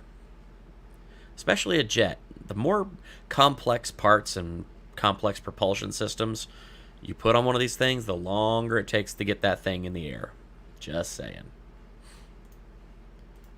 The next day, you wake up to see the most exaggerated headlines you can imagine. Saucers swarm over Capitol, according to the Cedar Rapids Gazette. You write a much more nuanced article explaining the events of last night to the public and exploring possible theories, admittedly none of which sound that convincing even to you. But an alien invasion seems too far-fetched a story to run with at this time. On Monday, July 21st, you get a call from U.S. Air Force Captain Edward J. Ruppelt. He announces himself as the supervisor of the Air Force's Project Blue Book research into UFO sightings. Frustrated by the fact that he only learned of the sightings from your article 2 days later, he's now seething at the Pentagon's lack of support as he tries to obtain a staff car to drive around Washington, D.C. and investigate the sightings. You ask him if, between his dealings with the Air Force and the Pentagon, if he has any idea what might have happened. Ruppelt says that Air Force radar specialist Captain Roy James thought unusual weather conditions might have occurred. What kind of weather creates orange balls of fire streaking through the sky at lightning speeds, you wonder? The rest of the week passes by mostly uneventfully.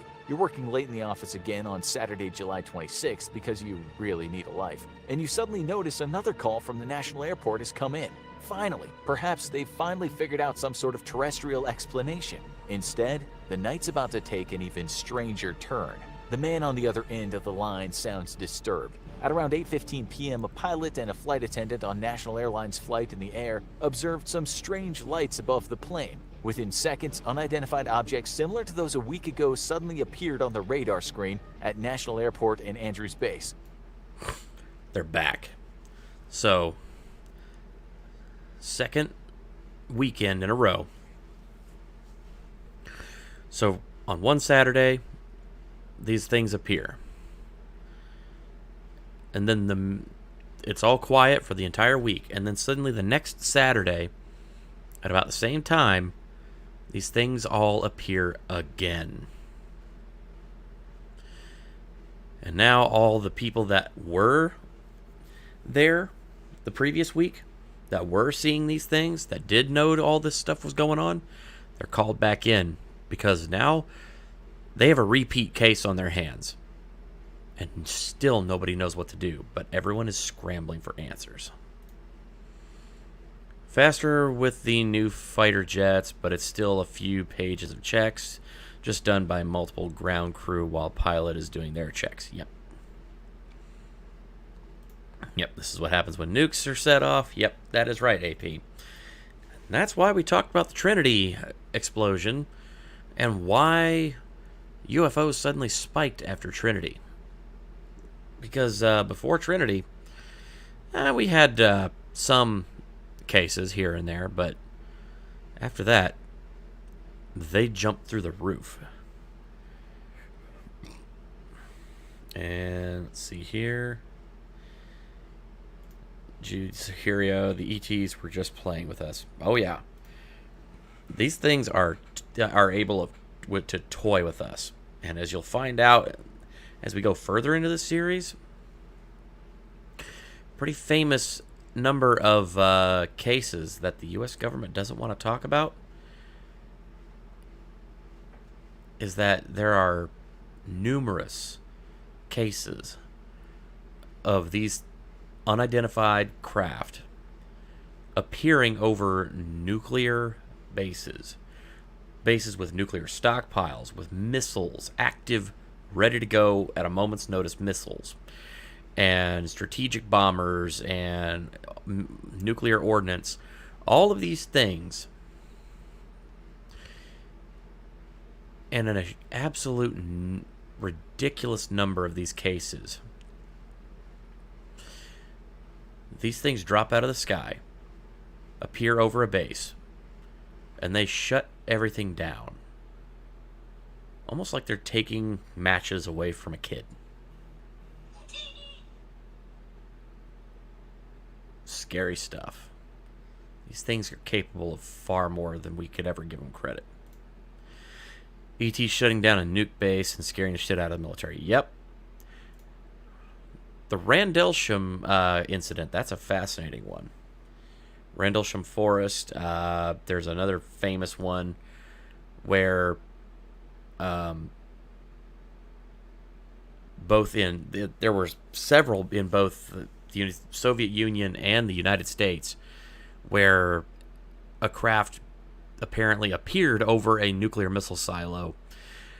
The missiles immediately powered up and started like pre-launch systems, and everyone's scrambling to like suddenly, what the heck's going on? Why is this happening? And then suddenly they shut them down, or it's like the craft shut them down,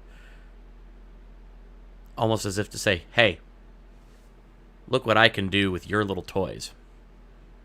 Stop it. Yep, almost like they don't want humans to destroy each other. Again, the question is why? And that's a fascinatingly weird question. Because it's the truth is stranger than fiction in a lot of these cases if you believe the eyewitness accounts.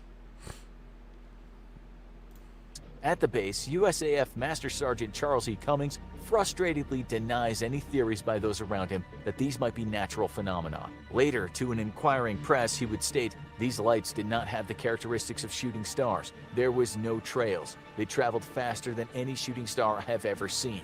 You decide you need to be where the action is this time, and you head right over to the National Airport and are granted access to the control rooms with the radar screens." The press spokesman for Project Blue Book, Albert M. Chop, also decides he has to arrive on the scene himself to get a better idea of what's happening. It's now 9:30 p.m. and everyone's preparing for a night of chaos just like the Saturday before. The UFOs don't disappoint. The visuals on the radar screen are astounding. Unknown objects are showing up in every single sector of the screen. No one knows what to make of the situation. Sometimes the object travels slowly, other times they reverse course, and at times they move at speeds calculated to be up to 7,000 miles per hour. Since it's 1952, you don't know this yet, but that speed record won't be reached by humans until 2010, when NASA's X-43A scramjet hit speeds of Mach 9.6, just under 7,000 miles per hour. There is no man-made object in the world that can fly that fast in a world where I Love Lucy has just wrapped up its first season. In fact, sound itself only moves at 767 miles per hour. The atmosphere in the room is one of it. So that's a very important note. They're calculating using telemetry data from like from the ground radar stations, and they're looking at how fast these things are moving from point to point. They're estimating that some of these things are going over 7,000 miles per hour. Anything over, I believe it was 5,000 miles per hour or Mach 5 is considered hypersonic. As he mentioned, even the United States' X-plane, the first hypersonic aircraft, still only got just under 7,000 miles an hour. And these things are doing it in 1952. How is that possible? extreme confusion. In an attempt to get a better look at the lights, the Air Force decides to scramble 2 F-94 Starfire jet fighters one more time from Delaware. Captain John McHugo attempts to approach the radar blips but sees absolutely nothing. The other pilot, Lieutenant William Patterson, has better luck. While flying over Washington, Patterson identifies 4 white glows. He then starts to chase them, but eventually reaches his maximum speed and realizes he doesn't have a shot at catching up to the glowing UFOs. However, it appears he might not need to catch up to them after all, because suddenly Patterson looks around and realizes he is surrounded by the glows. He quickly informs ground control. "I see them now and they're all around me. What should I do?" You look around the room to see who's going to answer Patterson's command. After a few tense moments of everyone staring at each other, ground control responds with absolutely nothing. Because truly, no one on the ground has any idea what to do. Yeah. These things were just toying with our fighter jets at the time. I mean, the F-94 Starfire had a maximum speed right around probably 400 to 500 miles an hour, which is laughably slow compared to like a lot of our modern jets and whatnot. But even still, these things are flying at speeds that just are incalculable by normal means. They defy explanation. And these things are flying with utter impunity. I want to use that word again, impunity. These things are flying with no regard to anyone or anything but themselves. They're just zipping around doing whatever the hell they want. This guy takes off in a military jet, armed, to chase these things and possibly even shoot one down if they need to. These pilots are trained to identify and take care of threats, especially over our nation's capital. And he tries desperately to catch up with this thing before he reaches his maximum speed, and these things are just like, nope, and just put his speed to shame. But then he slows down to a cruising altitude, or to a cruising speed, and these things all surround him. At which point he's just like, what do I even do? And even his superiors have no idea. Imagine sitting in the cockpit of that plane. I gotta be honest, I'd be wearing the brown pants. Week after the original bizarre UFO sightings, the objects have come back. How is this possible? And why are they showing up on a Saturday again and again at the nation's capital? Is flying over Washington, D.C. and terrifying locals some kind of bizarre weekend road trip for these aliens? The situation has escalated to the point where it now has alarmed the President of the United States himself, Harry Truman. Okay, Jude raises a very interesting point here, and I want to touch on this. Ever hear a sonic boom? That's the weird thing about this case. These things are zipping around at speeds that are well beyond the speed of sound over a very populated area. There's not one single reported sonic boom ever.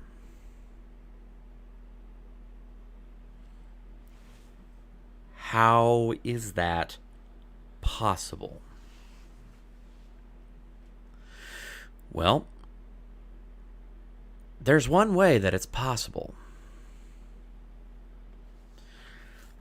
And I gotta be honest, it requires you to go down a bit of a rabbit hole. And that is a rabbit hole that we are definitely going to go down later on in the future here, because we're going to talk about a little person and his fascinating story. We're going to tell do a little bit of an expose, a little bit more of an in-depth analysis on the story of one man by the name of Bob Lazar, who was a physicist or a nuclear physicist, worked at Los Alamos labs working on nuclear bombs. He worked for MIT. He went to MIT. He did some pretty amazing stuff there. He's a bit of a character, I'll admit. The guy's got a pretty interesting set of credentials. He's a guy who is the epitome of nerd who knows how to have fun. The guy built a hydrogen-powered Corvette. He put a jet engine in a Honda Civic. And he's built all kinds of insane devices. This guy is a master at the understanding of propulsion and propulsion theory. And they decided in 1982, because the guy was looking for a new job, based on his experience at Los Alamos, the government brought him in on a little project. And he worked, apparently, if you believe Bob's story, he, according to him, worked at Area 51, specifically S4, or Site 4.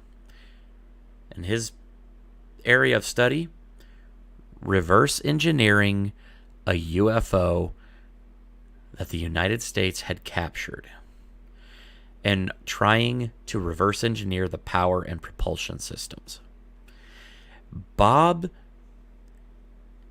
gave detailed analysis, gave detailed information, and the only reason he ever went public with his findings was because he was terrified that the government would try to kill him after they stopped letting him come to work one day. Now, there was a reason why that they weren't having him come in that he did not know about.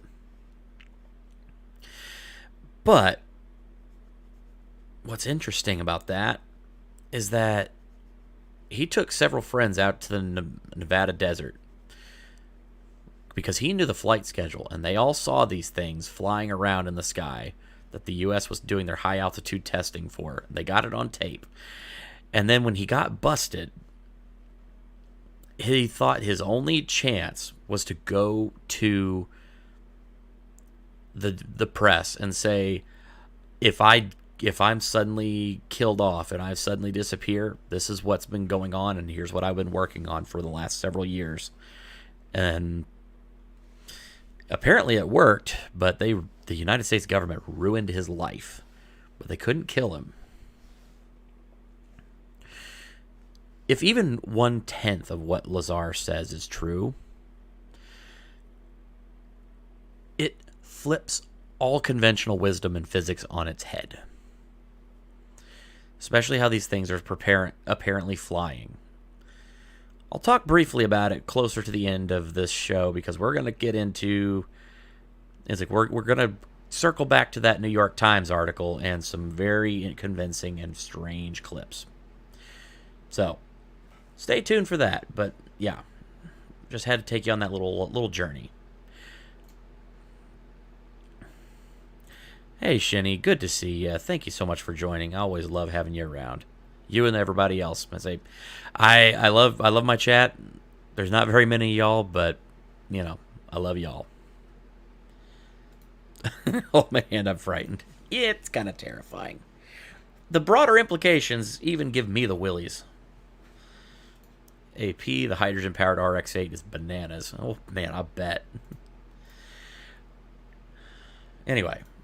The entire U.S. has caught UFO fever, and people are calling the events of the past couple weeks the Big Flap, because the 50s were a boring time for naming things. In an attempt to understand what's happening in his country, Truman has his Air Force aide called Ruppelt, the aforementioned supervisor of Project Blue Book. He listens in on the two men's conversation without interrupting. Ruppelt's best theory at the moment, a temperature inversion made radar signals bend and show irregularities on the screen. The inversion occurs when a layer of warm air forms in the lower atmosphere, trapping the cool air beneath. This can cause radar to bounce off this low layer and show objects that are near the ground as appearing high up in the sky instead. However, Ruppelt himself admits he has not yet interviewed any witnesses or investigated the security issue in depth. How can a temperature inversion explain several eyewitness accounts, including those of Air Force personnel, control tower employees, and pilots, which all corroborate each other as well as the blips on the radar? As a responsible journalist, you know you owe it to your readers to put forth another account of this weekend's events, as well as the possible explanation, even though it makes little sense. You decide to give your readers a little hope for a future explanation by including the fact that the CIA would be working alongside the Office of Scientific Intelligence and the Office of Current Intelligence to review the two weekends' events and monitor any future developments. On July 29th, Air Force Major General John Sanford, along with U.S. Air Force Director of Operations Roger Ramey, hold a press conference with representatives from almost every newspaper in the U.S. in attendance. When people with such long official-sounding titles are stepping up to talk, you know the situation is serious. Interestingly enough, I happen to have, that we're going to watch after this, thanks to the National Archives, Major General John A. Sanford's statement on flying saucers, Pentagon, Washington, D.C., July 31st, 1952. Yes, we have footage of the actual press conference.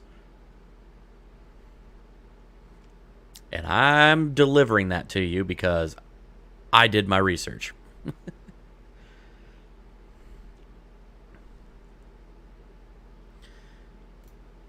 Great. Add the CIA. That'll work out. Yeah. What about Tesla? They ate him up when he said he was contacted by ET. Yeah. Tesla is a whole other can of worms because, I mean, he was a brilliant man and his ideas went far and beyond anything that we could have ever hoped for.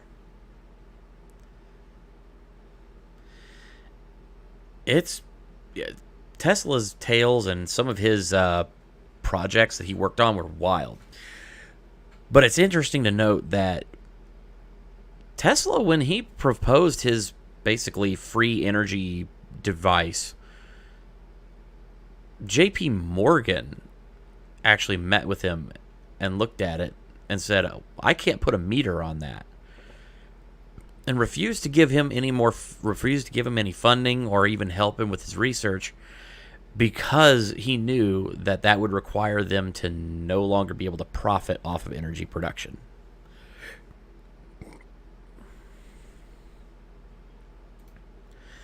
Tesla, a man who was probably an alien, a man before his time. Yes, absolutely. He's an interesting character. We're going to, one of these days, do a deep dive on Tesla. He has got some wild theories, and it is well worth going into. The room is absolutely packed. It is the most well-attended press conference held by the Pentagon since World War II.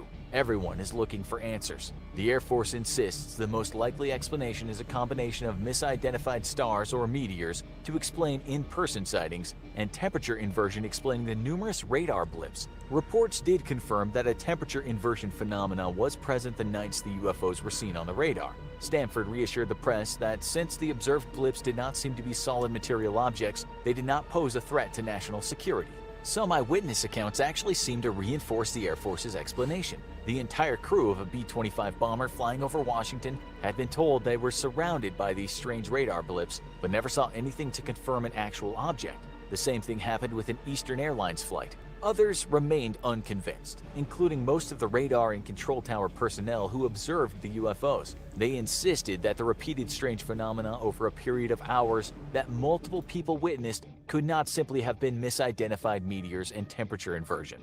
Ruppelt himself, standing next to you, tells you that he doesn't believe the original temperature inversion theory anymore and trusts his colleagues' eyewitness accounts instead over this government theory. During the conference, you notice that Sanford keeps dodging questions regarding specific eyewitness accounts. It looks to you like he doesn't have much of an answer for these questions. Collecting all the data and stories, you publish both the Air Force account and the contradicting eyewitness accounts, completely lost as to which conclusion to draw. You decide to let readers sort through the facts and draw a conclusion themselves. As life goes on, you check in on developments relating to that July in 1952 from time to time. And years later, the Air Force's explanation would be more critically examined. Two knowledgeable men on the topic came out strongly in favor of the official explanation. Harvard astronomer Dr. Donald Menzel believed most of the in-person sightings were the result of a mirage effect, partly thanks to the strange atmospheric conditions those nights. Philip Klass, the senior editor of Aviation Week magazine, also pointed out that radar technology in 1952 was relatively primitive.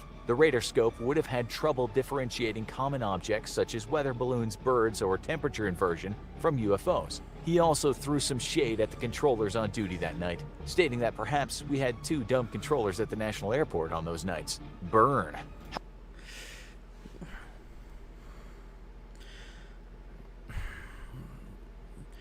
Look, I'm not going to say that they don't pose. I think skeptics play a valuable role. Because I think that they're just looking at this from the position of, okay, let's take all the bullshit out of the equation. Let's look at what we do know.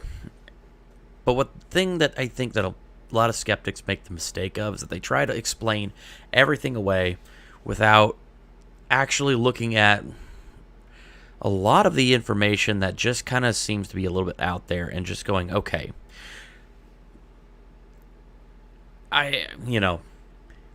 if I saw this one thing, then okay, all the other stuff must be because of this, as opposed to, okay, perhaps this one thing or this instance could have been caused by this, but okay, there are other stories in this that don't make a lot of sense.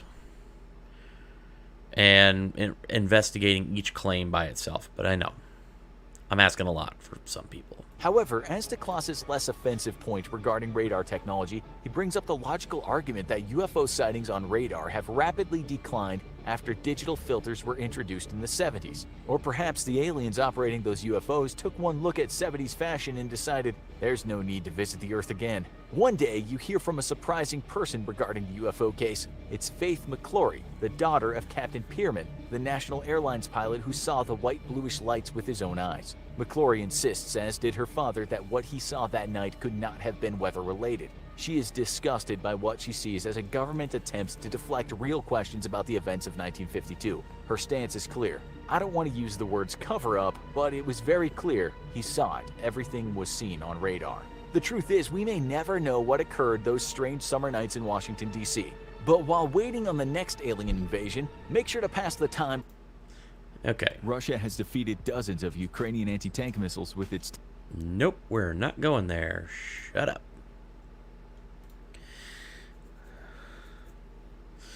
Okay, so that is the 1952 Washington, D.C. UFO incident, sometimes also referred to as the Battle of Washington, D.C. It's weird. It's an interesting case. And I really have a hard time with trying to... I mean, again, I understand it was the 50s, so there was a technological limitation compared to today. But when you take into account the multiple eyewitnesses, the multiple days, the strange thing that all of these instances seem to be intelligently controlled, because these things were appearing and disappearing at will.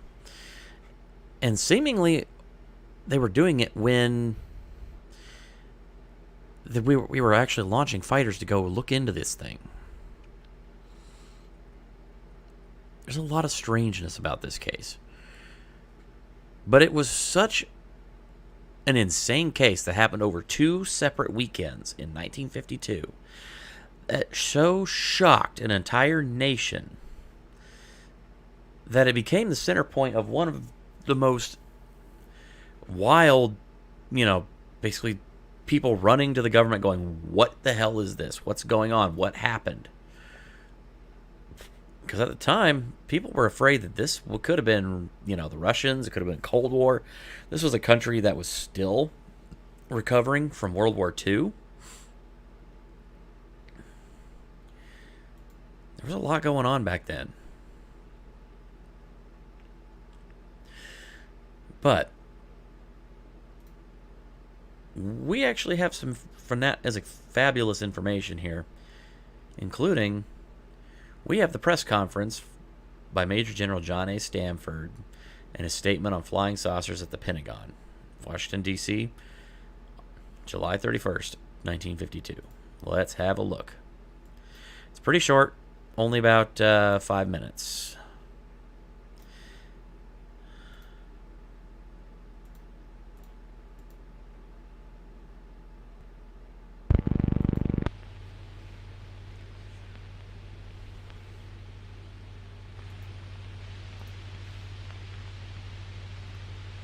Looks like somebody's trying to be a little humorous.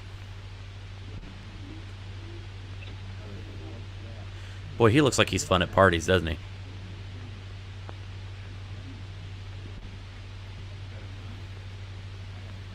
It's a scowl that could melt paint off the side of a battleship.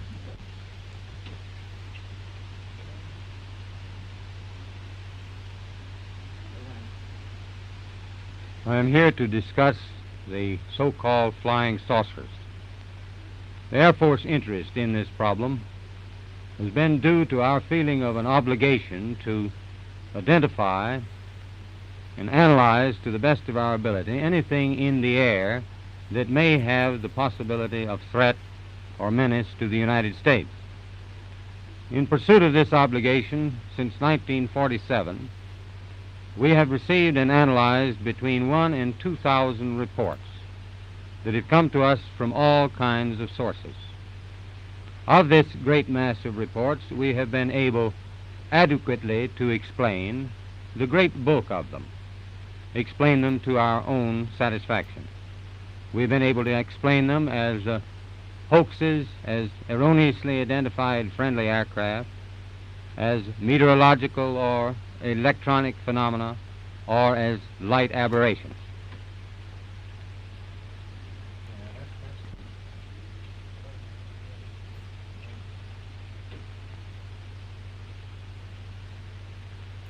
However, there have been a certain percentage of this volume of reports that have been made by credible observers of relatively incredible things.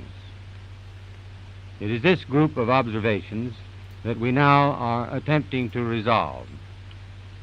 Our basic difficulty in dealing with these is that there is no measurement of them that makes it possible for us to put them in any pattern that would be profitable for a deliberate, custom sort of analysis to take the next step. We have, as of date, come to only one firm conclusion with respect to this remaining percentage, and that is that it does not contain any pattern of purpose or of consistency that we can relate with to any conceivable threat to the United States.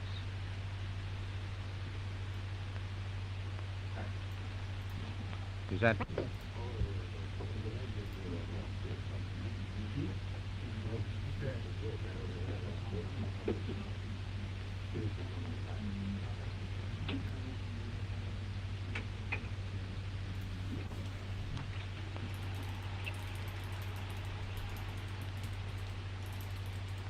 We can say that the recent sightings are in no way connected with any secret development by any department of the United States.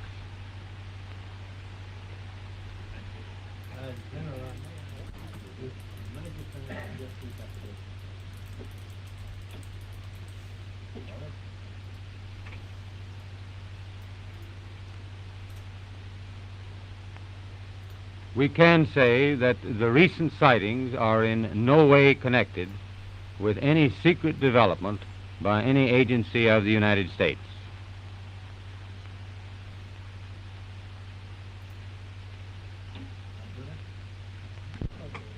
Watch me for the signal there, sir. Start. I'll start when you throw it down. Hold it, boys. Everybody ready? Yeah.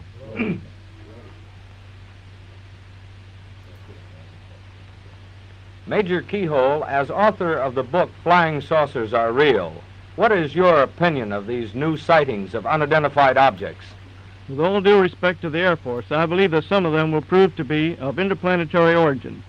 During a 3-year investigation, I found that many pilots have described objects of substance and high speed. One case, pilots reported their plane was buffeted by an object which passed them at 500 miles an hour. Obviously, this was a solid object, and I believe it was from outer space.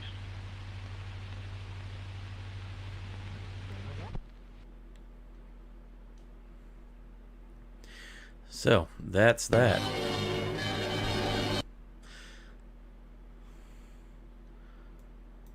So that is the press conference from 1952. And yeah, let's go ahead and watch this other short video. It's only about 1:51.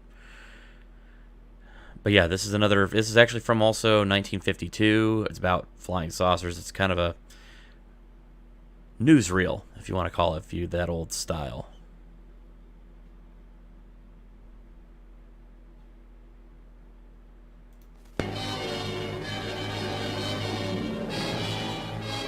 In France, like America, the flying saucer mystery makes headlines. A young Frenchman photographed this flying saucer, or is it, from a mountainside in central France. Military officials, suspecting that the object was a meteorological balloon, send one aloft and photograph it. But comparison shows a striking contrast, and puzzled officials wonder, what was it? In Washington, ghost-like objects dart across the radar screen at the CAA Traffic Control Center at National Airport for several hours, traveling more than 100 miles an hour. Air Force jet fighters spend several hours chasing the objects plotted on the radar scope. General Sanford, Air Force Intelligence Director, confirms that the objects are not secret American weapons and reiterates the Air Force's obligation to investigate. In pursuit of this obligation, since 1947, we have received and analyzed between 1,000 and 2,000 reports that have come to us from all kinds of sources. Of this great mass of reports, we have been able adequately to explain the great bulk of them, explain them to our own satisfaction. However, there have been a certain percentage of this volume of reports that have been made by credible observers of relatively incredible things. It is this group of observations that we now are attempting to resolve. We have, as of date, come to only one firm conclusion with respect to this remaining percentage, and that is that it does not contain any pattern of purpose or of consistency that we can relate with to any conceivable threat to the United States.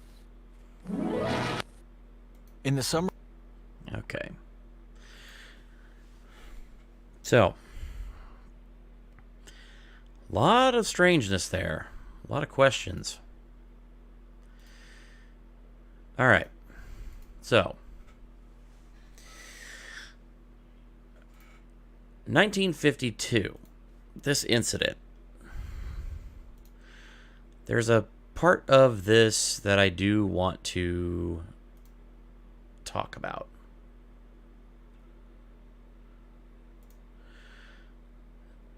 Something about this that just kind of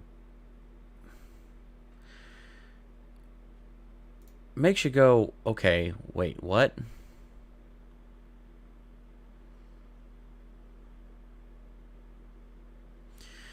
Let's see here.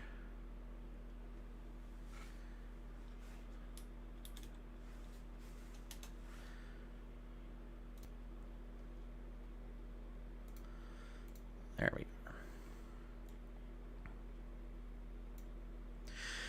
All right, so this article, this next article comes to us from the New Yorker. It's titled, How the Pentagon Started Taking UFOs Seriously.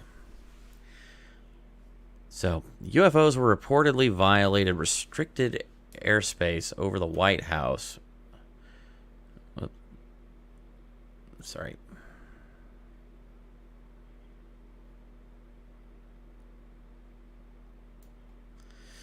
I lost it.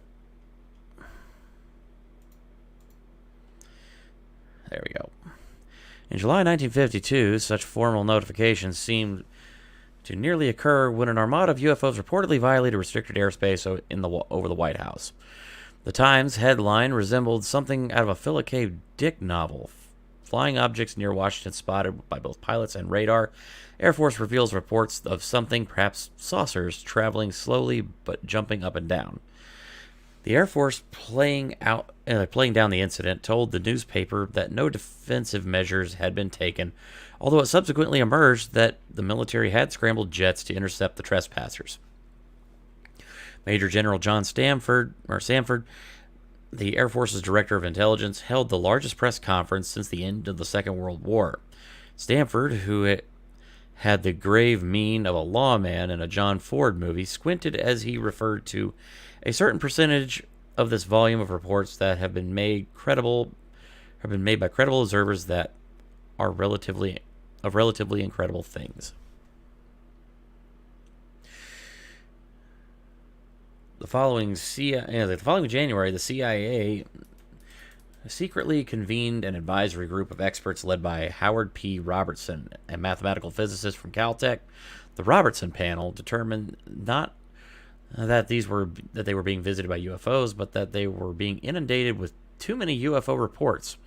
This was a real problem. If notice of the genuine incursions over U.S. territory could be lost in a maelstrom of kooky hallucination, there could be a grave consequence for national security. For instance, Soviet spy planes could operate with impunity. The Cold War made it crucial that U.S. government was perceived to have full control over its airspace.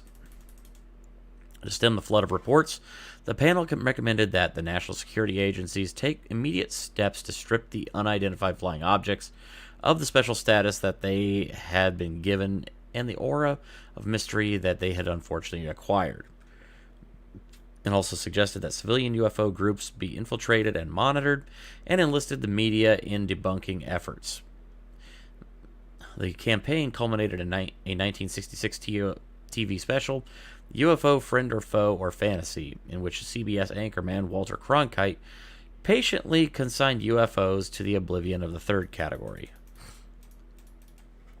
Not all members of the military were content with this stance. Vice Admiral Roscoe Hillenkoetter, the first director of the CIA, told the Times reporter, "Behind the scenes, high-ranking Air Force officers are soberly concerned about the UFOs.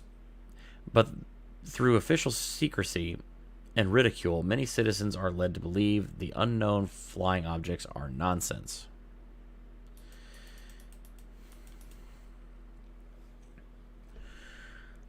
All right.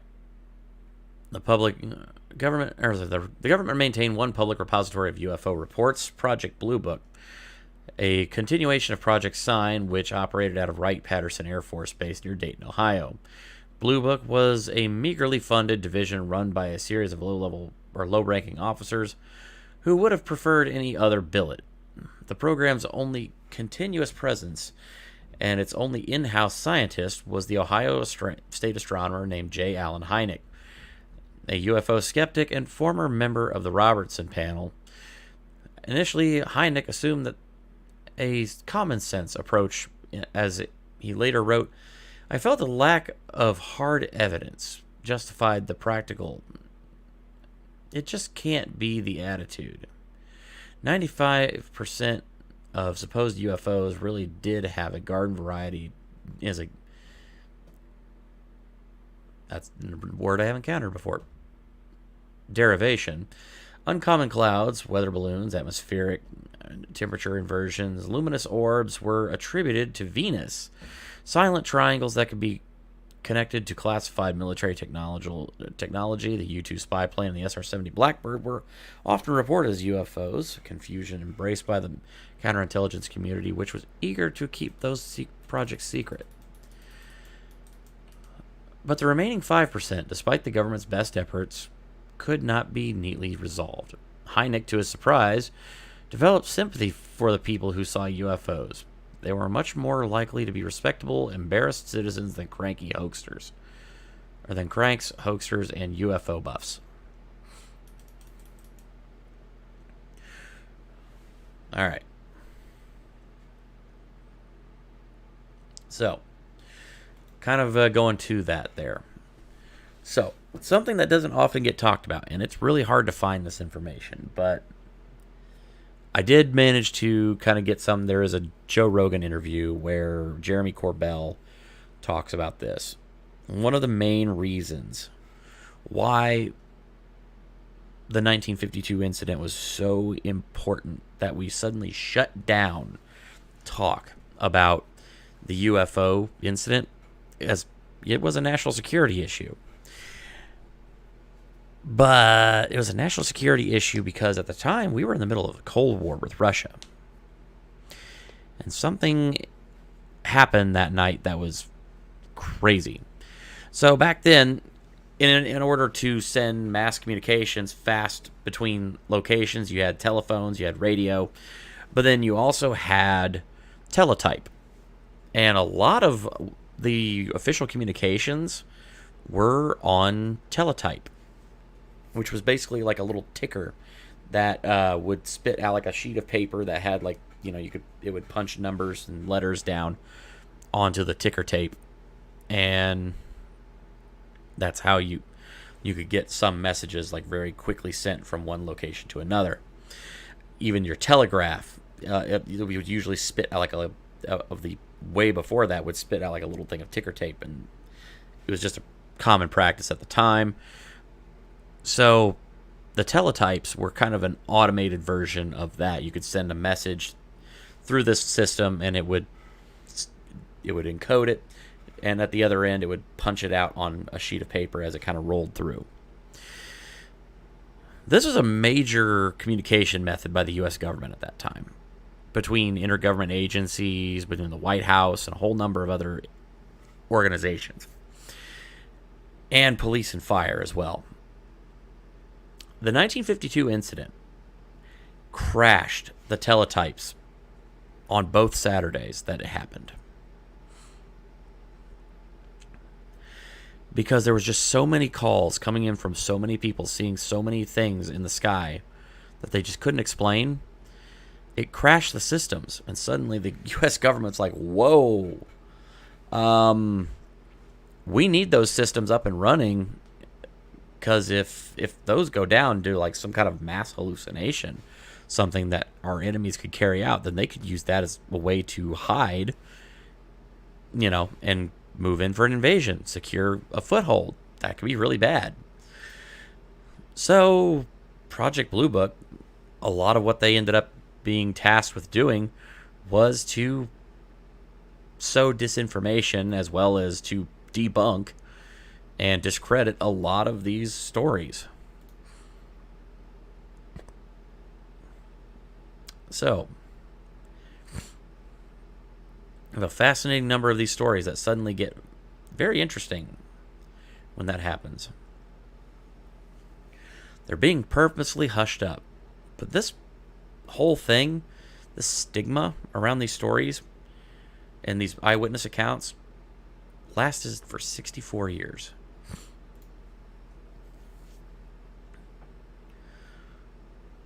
And as I mentioned earlier on at the beginning of this episode, all that changed on December 18th, 2017.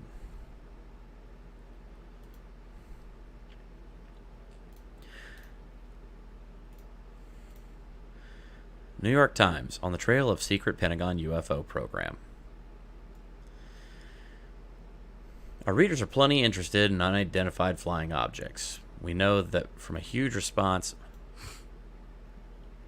of our front page Sunday article revealing a secret Pentagon program to investigate UFOs. The piece by the Pentagon correspondent Helen Cooper and author Leslie Keene and myself, a contributor at the Times after a 45-year staff career, has dominated most of the email and most viewed lists since. How does a story on UFOs get into the New York Times? Not easily. And only after a great deal of vetting, I assure you. The journey began 2.5 months ago with a tip to Leslie, who has long reported on UFOs and published a 2010 New York Times bestseller, UFOs, Generals, Pilots, and Government Officials Go on the Record. At a confidential meeting October 4th in a Pentagon City hotel with several present and former intelligence officials and a defense contractor, she met Luis Elizondo, the director of a Pentagon program she had never heard of, the Advanced Aerospace Threat Identification Program, or ATIP. She learned it was a secret effort funded at the initiative of the then Senate Majority Leader Harry Reid, starting in 2007, to investigate aerial threats, including what the military preferred to call unidentified aerial phenomena, or UAPs, or just objects. This was big news because the United States military had announced as far back as 1969 that UFOs were not worth studying. Leslie also learned that Mr. Elizondo had just resigned to protest what he characterized as excessive secrecy and internal opposition, the reason for the meeting. She spent hours with him reviewing unclassified documents for the $22 million program operated largely in the white, that is, not under special restricted access, but hidden in a huge defense budget with only parts of it classified. A few days later, Mr. Elizondo and others there, including Harold E. Putoff, an engineer who has conducted research and extrasensory perception for the CIA and later worked as a contractor on the program, and Christopher K. Mellon, a former Deputy Assistant Secretary of the Defense for Intelligence, announced they were joining a new commercial venture to the Stars Academy of Arts and Science to raise money to research into UFOs. Leslie wrote it up for the Huffington Post with scant details of the program. I had known Leslie for years, and she told me this looked like a story for the Times. I agreed. Leslie and I met with Mr. Elizondo in Philadelphia on October 31st. 3 days later, I emailed the executive editor, Dean Backett, about a sensational and highly confidential, time-sensitive story, and I said involves a senior U.S. military official who abruptly quit last month, exposing a deeply secret program long mythologized, but now confirmed. Okay, we're almost down to the bottom. He alerted Nick Mazzetti, the investigations editor in the Washington Bureau. Leslie and I briefed him in New York on November 7th. We assured him there were no anonymous sources. Everyone was on the record. After discussions in Washington and New York, Helen joined our team. The Washington Bureau Chief, Elizabeth Bumiller, would be our editor. On November 17th, we three met Mr. Elizondo in a nondescript Washington hotel where he sat with his back against the wall, keeping an eye on the door. Carl Hulse, the Times chief Washington correspondent as well, acquainted with Mr. Reed and helped arrange an interview for Helen. She flew to Las Vegas on December 5th and met with the former senator, who confirmed this program with details saying, "I'm not embarrassed or ashamed or sorry, I got this going."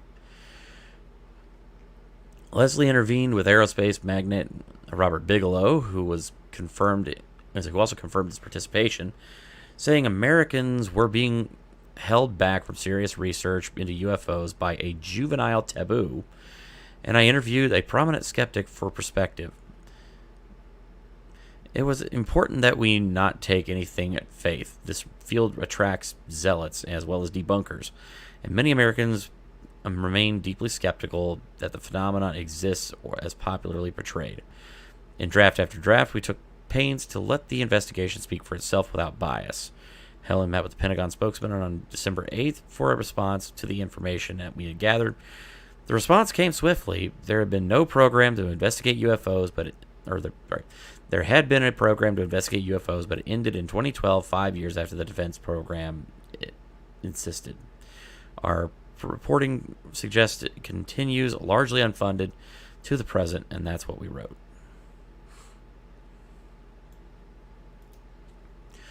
All right. So that was one story there. I hate these stupid ads.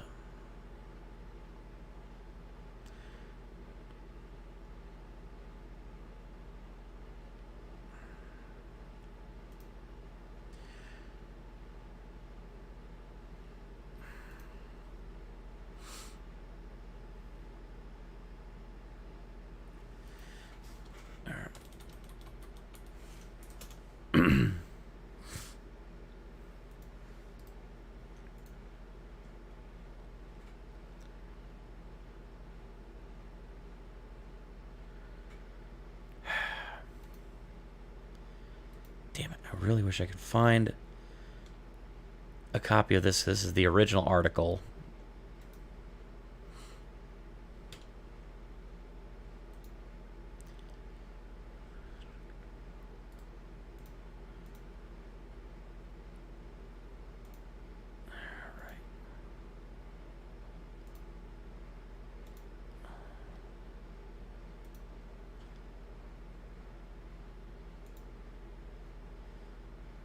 Come on.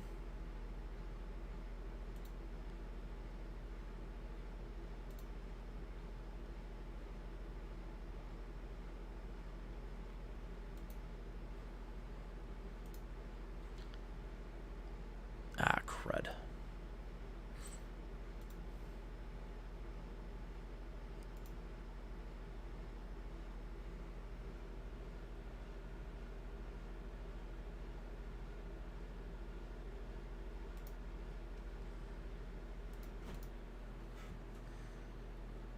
Come on.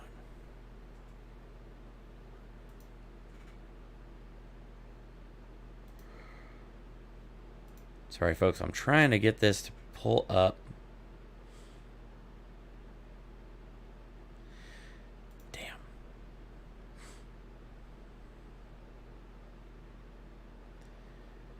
Yeah, you can't read this article anymore without a subscription to the New York Times because they want to charge you out the yin-yang for it. Anyway.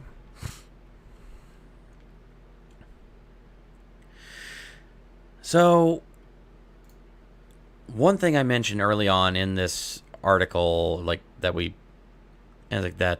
originally came out,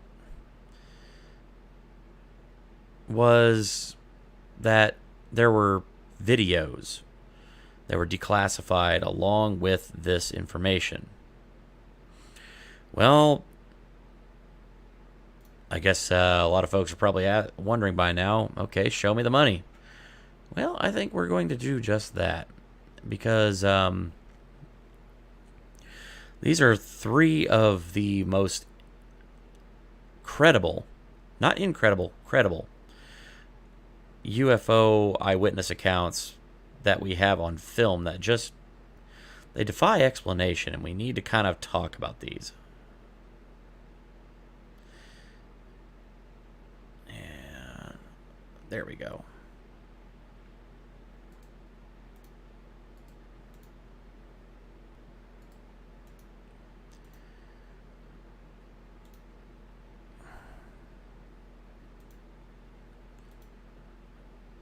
There we go.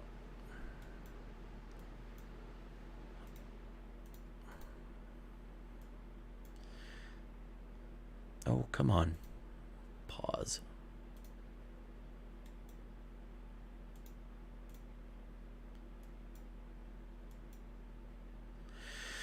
Oh my God.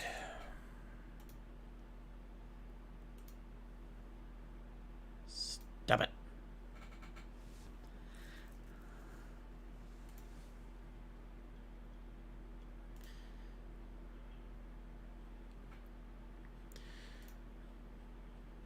All right, so I'm going to go ahead and let this one play. Oh, come on. So, first video that happened, this is the 2004 Nimitz UFO incident.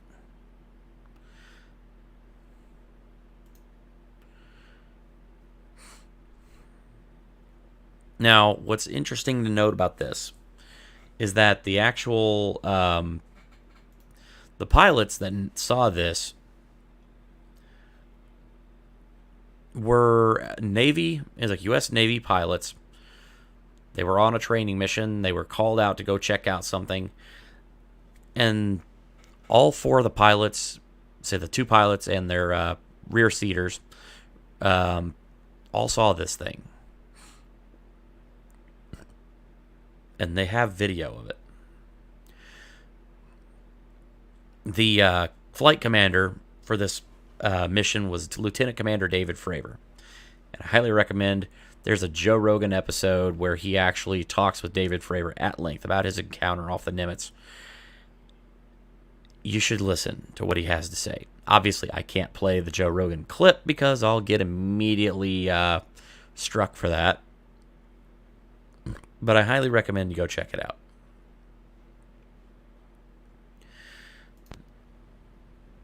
So there's no real sound for this one, but one thing I do want to make notice of. Down here. This is the, so right there in the bottom corner, I was trying to point out there. So this is the altitude for the plane. So the altitude is at about 19,000, about 20,000 feet. And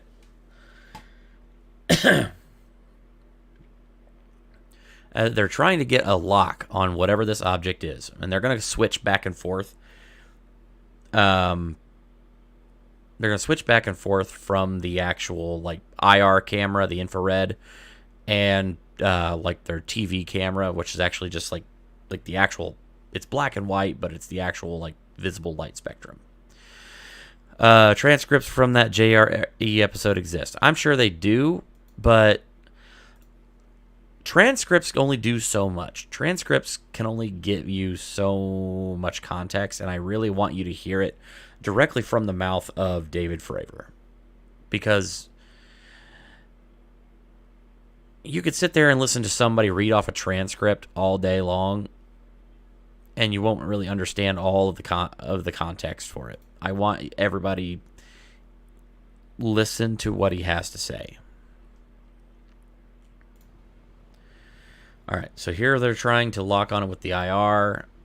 They're going back to TV mode. So this thing is hovering above the water off the coast of Ensenada, California. Now this is really bizarre because they're trying to get even just a lock on here. Now here's what's fascinating. So right here, range. So this is RNG. So range 99.9. David Fravor goes into explaining that what's happening is that the weapon systems on the F-18 that he's flying are trying to get a positive lock on this item, on this object. And according to David Fravor, he described it as a white tic-tac shape above the water.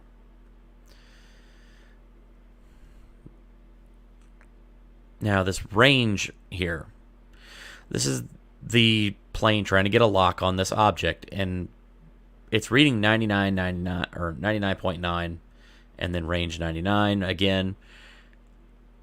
That shouldn't ever happen. What they do know is that right there tells them that this thing, whatever it is actively jamming their radar from getting a telemetry ping off of it, so that way they know exactly what their distance from themselves to the target is. Because what they're trying to do is they're just trying to look at it right now and keep an eye on where it is and figure out how far it is from where they are. And it can't get ranging on it. And according to David Fravor, that is actually, actively jamming U.S. military radar is an act of war.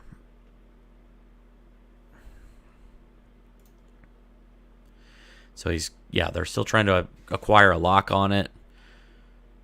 They're switching back toward IR.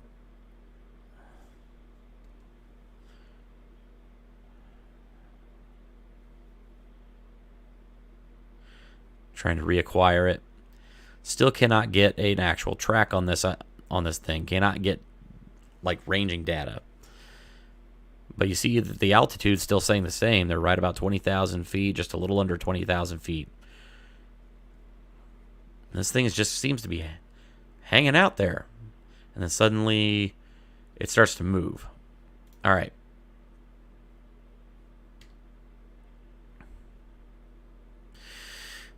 Okay. Something I do want to make note of here on this. I'm going to go ahead and pop this out.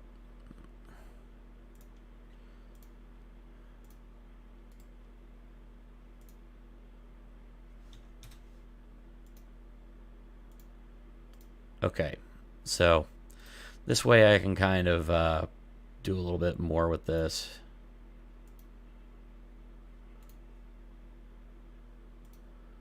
All right. So let me take you back to that video. Yes, so actively jamming radar is considered an act of war.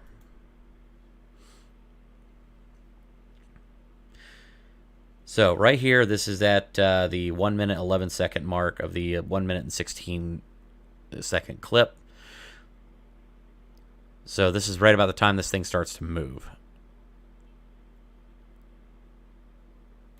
Okay. Now that doesn't really look like much.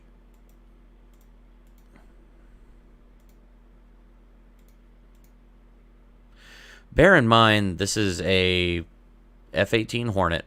It's got a 20,000 foot look straight down on this thing. Now, the pod, the actual camera pod on this thing has like a rotating swivel head and everything. It can keep track of everything with a proper pixel lock. Well, it can't get a pixel lock. But one thing that's actually happening here, or that's not a pixel lock, they're trying to get an actual range finding estimate on this. It can't get it. So when this thing starts to move, you have to realize that this thing, from 20,000 feet, they're looking straight down at this thing, and it starts to move, but the camera can't keep up with tracking it. It's not that the camera's not tracking it. It's not slow.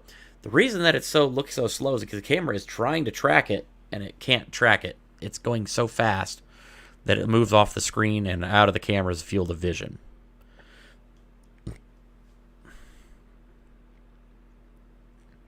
According to Fravor and his flight crew that all saw this, during their encounter with it, because this actually came from another, like his wingman that was actually going to go up after, or one of his other flight squadron members that was going up after him. When they landed back on the Nimitz, Fravor told the story that they had flown out there. They'd seen this tic-tac object hovering above the water, and it was just kind of ping-ponging around over the surface of the water. And so while his wingman, she was up here with her rear seater watching this thing, kind of, as he puts it, have a God's eye view of everything. He dives down onto the craft, and as he's diving down, the craft starts to come up. And apparently they start going around the circle with each other. And then he tries to cut across the circle and nose onto this thing, and this thing just suddenly takes off. Now, according to Fravor, the fastest aircraft that we have in our inventory, the SR-71 Blackbird, goes about Mach 3. It's about 2,000 knots. 3 times the speed of sound. Now, according to Fravor, if this thing instantly accelerated to Mach 3 from where he was sitting, and then suddenly this thing just goes straight forward ahead of him, as it did, and disappeared, if it was going Mach 3, he would still take about 30 to 35 seconds before that thing would disappear off the horizon. This thing was gone in an instant. Infinitely faster than even anything that we've got. So, though this may look a little bit slow, don't discount that. So, next video here, this is actually called the Go Fast video. So, they managed a different group off in a different area of the United States, I forget where. They actually try to do something a little different, because one thing that fighter jets can do is they can actually do what's called pixel tracking. If you have high enough resolution between cells, you can actually pixel track items. Well, they managed to get a pixel track on this thing that was just screaming over the top of the water, and they kind of were keeping an eye on it. This thing's going insanely fast.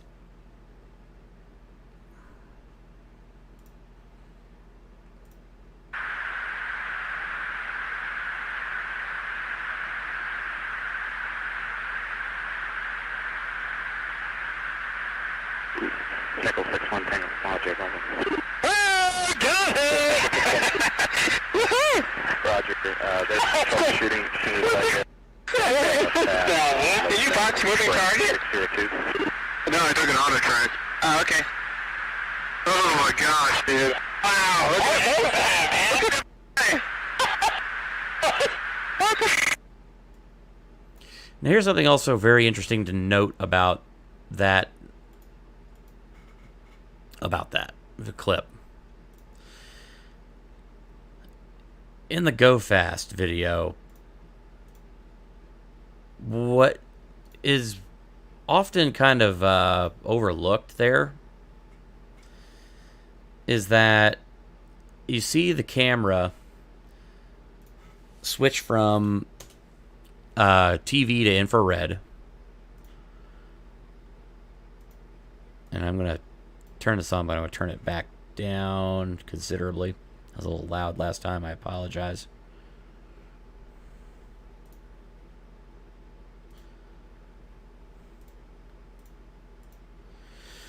Okay. So, skip ahead a little bit here. So this is where they've got it on track. They're doing they're just auto tracking it. They're at 25,000 feet now. See, he switches from the TV mode to IR. So this is IR. What's interesting is that this thing is flying stupid fast.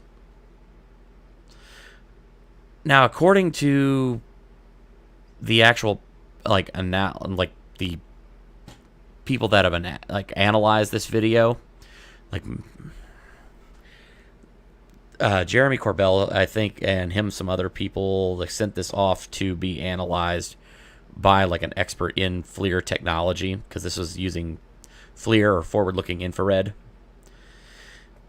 The surface of the water down here, they estimated is about 65 degrees. This thing is colder than the surface of the water. And it's flying at speeds that this F-18 can't even keep up with. Yes, that thing had no heat, but it also had no exhaust plume, had no rotor wash, had no signs of any kind of visible reactionary propulsion system. Because all of our propulsion systems, like jets, propellers, combustion engines, all of that is all based on what's called reactionary propulsion. So you have, in your car with your standard combustion engine, the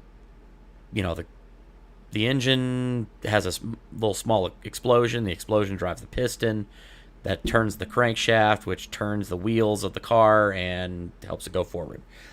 So you have something that has to happen over here for it to turn the wheels to go forward. Reactionary propulsion. Ship has to turn a propeller. The propeller has to exert force on the water around it to push it forward. That's reactionary propulsion. A plane, like a jet plane, has to basically suck in air through a turbine and then add fuel and combustion and blow it out the other side faster than it was going to create propulsion. I'll get also reactionary propulsion. These craft, not just this one, but all of these UFOs, exhibit signs of non-reactive propulsion systems.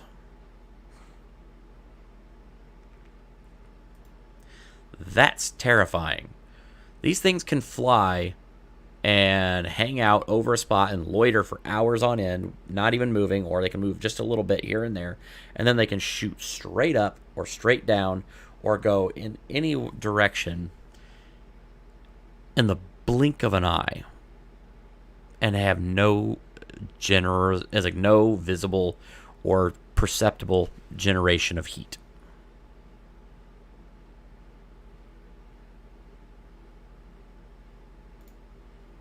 Kaiser would be an amazing teacher who would spark interest in the sciences.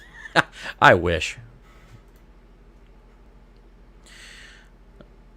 I am way too boring for that. So yeah, as you can see here, this is interesting because it's colder than the surface around it. What the heck?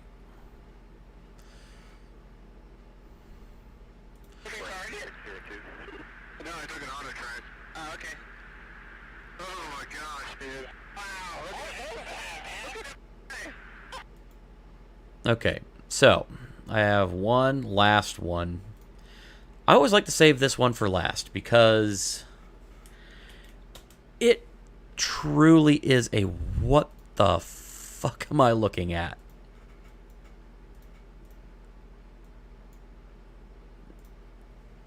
This is probably the most terrifying of these videos because it seems to indicate something that is just beyond our understanding. So we're going to watch this one. I want you to watch very closely. Pay very close attention to this, and then we're going to talk about it. So, first things first. We're going to watch this. I want you to listen. And then we'll go back through and we'll kind of talk through this. There's a lot going on here. The casual observer would not understand this, but I have viewed this. I have been privy to information about this video from experts that are way above my pay grade. And this video freaks them out. All right. So this is called the gimbal. There's like the gimbal footage. So this is also another one taken from a fighter pilot. This is, I believe, was another F-18. And I forget where this was, but I think, if I remember right, it might have been off the east coast of the United States. So, I want you to watch this craft. They're going to switch between normal TV mode. Hey, AP, have a great night, buddy. Thanks for hanging out. Hoping you'll catch the end of it on the replay, buddy. All right. So, yeah, this is baffling. They go from IR to TV mode. They go ahead and look at these things, but they're also seeing other things on their radar screen and their ASA, their situational awareness page. Listen to the pilots as they talk back and forth as well. All right, we're going to play this, so here we go. Dude, this is on, bro. There's a whole fleet of them. Look on the ASA. My gosh. They're all going against the wind. The wind's 120 knots from the west. Look at that thing, dude.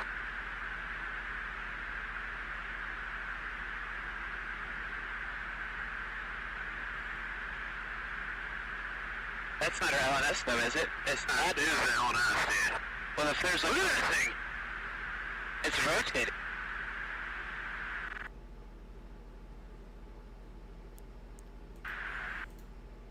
Okay. I still watch this video, and I just got chills down my spine, guys. This video is so much validation and just what the hell is this all wrapped into one video. It's unbelievable. It's crazy. But follow me on this one. Because it's going to come back around and you're going to understand why this freaks me the fuck out. We're almost 3 hours in, so at this point, I'm okay with whatever. All right, so let's start here. So we're at 25,000 feet. That is, 25,010 feet. So they've got the track on. Okay, and I believe, yep, OCLTR, that I believe is means that this is in TV mode. This is not in IR, this is in TV mode. And you notice that the plane, based on this right here, is an indicator of the angle of the aircraft. The angle of the aircraft's wings, that the aircraft that's taking the video. This is like the angle of the wings. So they are in a bank as they're watching this thing. Now here's what's also interesting. And I realized I just forgot to mention this. So you're watching this. They're in a bank. what they don't really say, but as you kind of, if you dig deeper, find out from the pilots themselves, this object was sitting stationary. They were flying around it, trying to keep a track on this thing because they have to keep moving forward at all times. It's a jet. You can't sit still in a jet. This thing's always got to be sucking in air and blowing out exhaust and got to be flying. Okay, again, the angle of the wings, they're in a bank. They're tracking this thing on an active tracking. And this thing is just sitting there, stationary, at 25,000 feet. Perfectly stationary.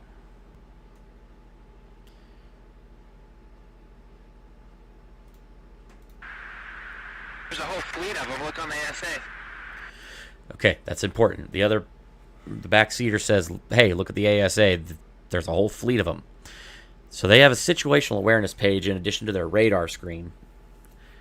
So their radar can actually see like kind of a tight view of what they're looking at like right now. The ASA page is kind of more a situational awareness. It has a much wider view of everything around them. So the ASA page is showing that there are actively a large number of these other craft, these other objects that are apparently flying around above them. And they cannot be seen by the naked eye, but they're definitely there on this modern, up-to-date radar system.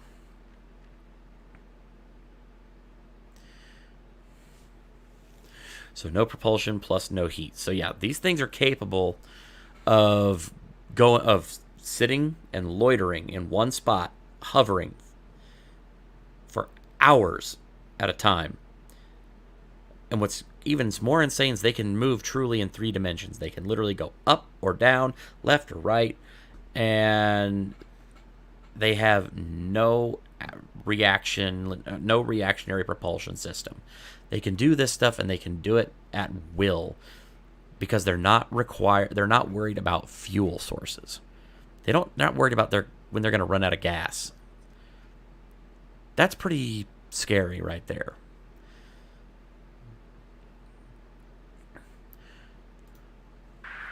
My gosh. They're all going against the wind. The wind's 120 knots from the west. Okay. So, this thing and all the other things that they're seeing apparently above this, they're all flying against the wind.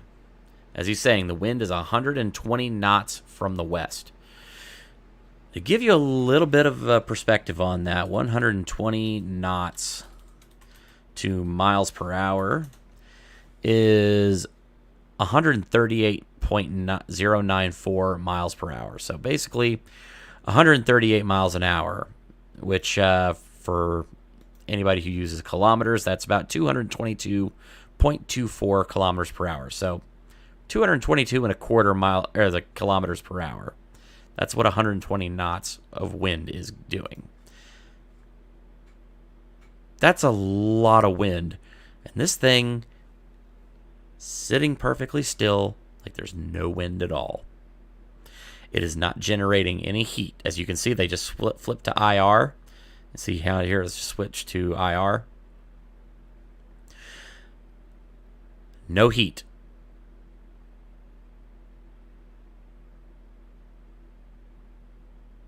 And it has a visible aura of some kind around it. Has some kind of light anomaly or something like that that's being picked up by the infrared sensor around it. Sitting against the wind, not moving. But watch what it's about to do, because this is going to scare the bejesus out of you. Look at that thing, dude.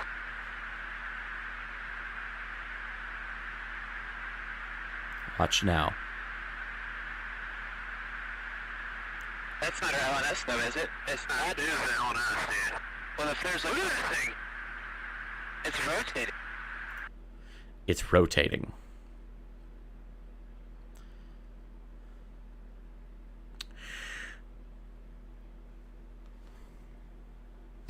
Folks, I cannot emphasize enough to you how important that little detail is, that it just rotated.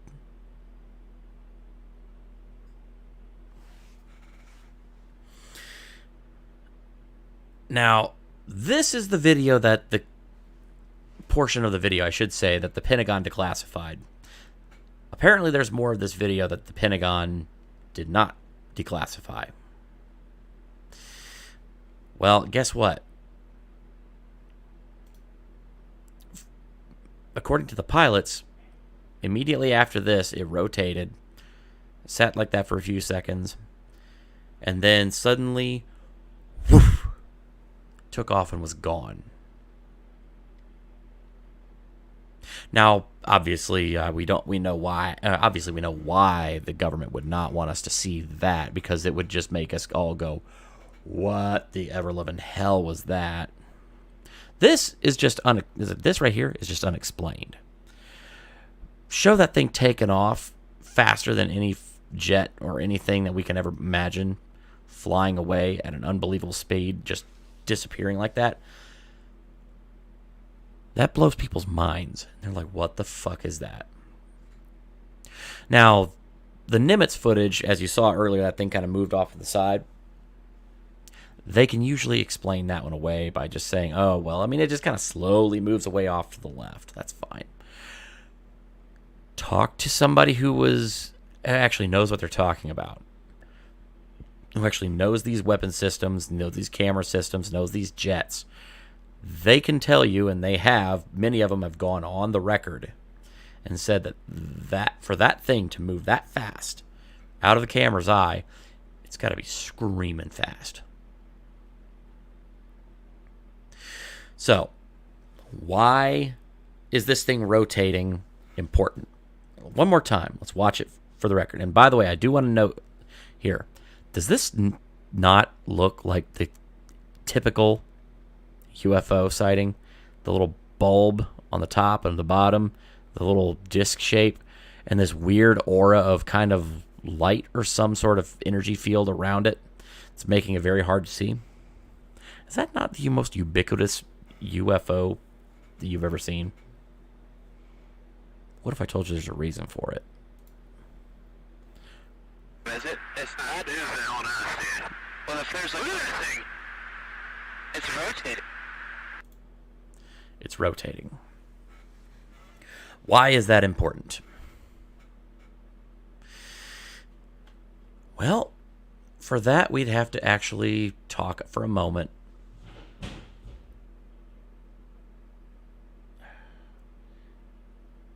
We'd have to talk for a moment about Bob Lazar.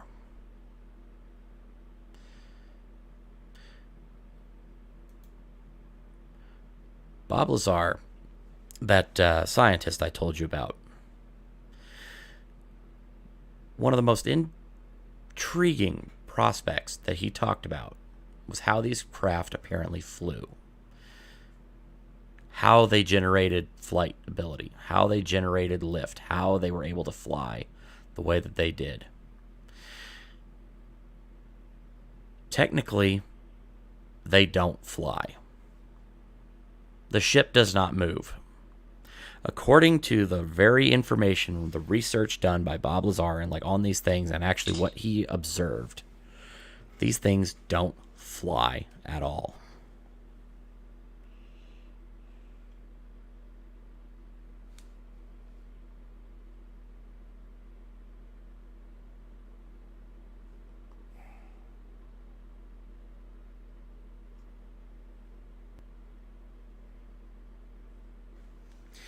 Okay. So, give me 1 second here.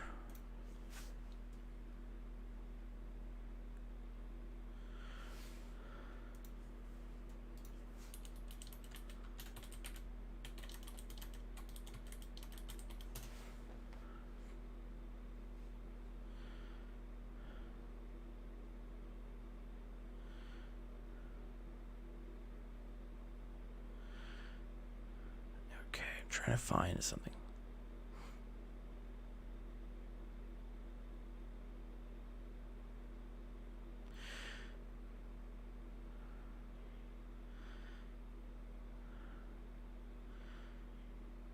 All right.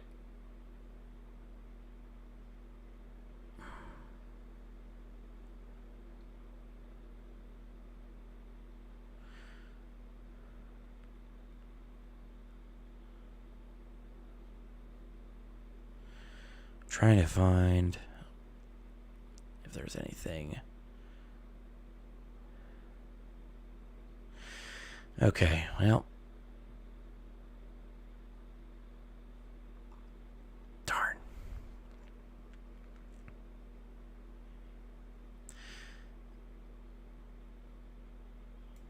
I'm trying to find a clip of it, and I'm not really coming up with much here. Hang on.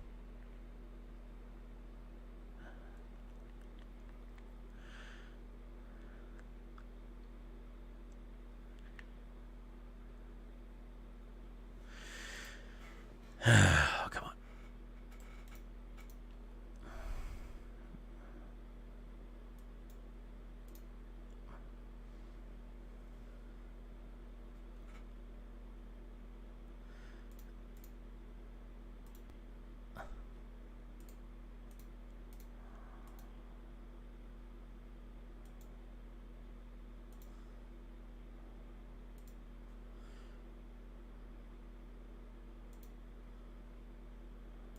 Okay.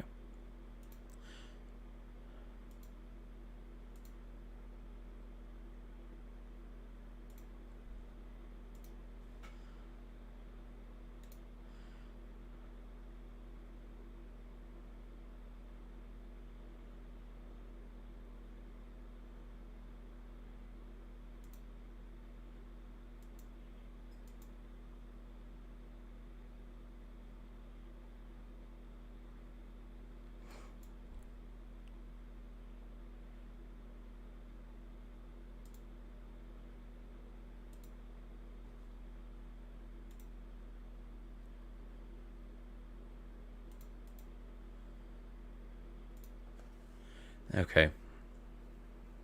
I'm trying to scan for... I'm trying to scan for like a specific moment in this episode of the JRE where he talks specifically about how they fly.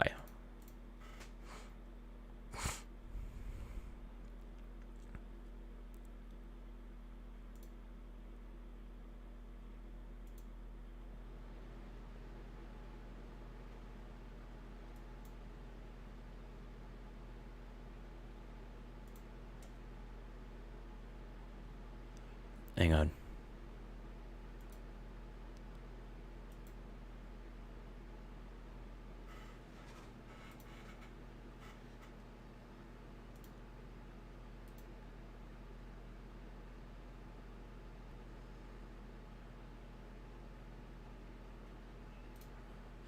Okay, I'm just going to play this a little bit here. I'll be right back as I do this. Okay, sorry about that. Didn't mean to kind of have a little dip in there, but hang on.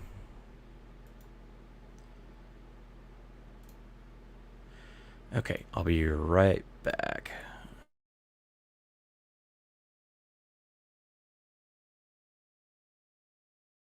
How did you know at all how they were piloting it? Because they were doing some tests where they were having these things fly around in the sky, and this is what gets us deeper into your story.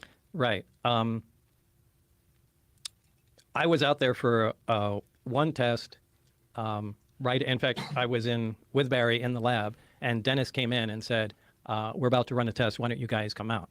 Or I think he said, "Barry, why don't you come out here and bring Bob with you?" We went out there, and the craft was already outside the hangar and was just preparing to lift off. Now, they were in communication with somebody in the craft. So there's a person in the craft? Yeah, there was certainly a person in there. Now, it's not a comfortable place to be in because it's small, so the guy has to be sitting on the floor in the middle, my best guess. And this is the same specific craft that you worked on because that was the only craft that you were in. The only one that I touched and worked on. And it quietly lifted off the ground, which was incredibly impressive to see. Quietly or silently? What's well, quietly, because Did it make some sort of a noise? It produced a little corona discharge from the bottom. A corona discharge is kind of a high voltage brush, little bluish glow discharge. As Tweety, if you have that handy, send that to me real quick.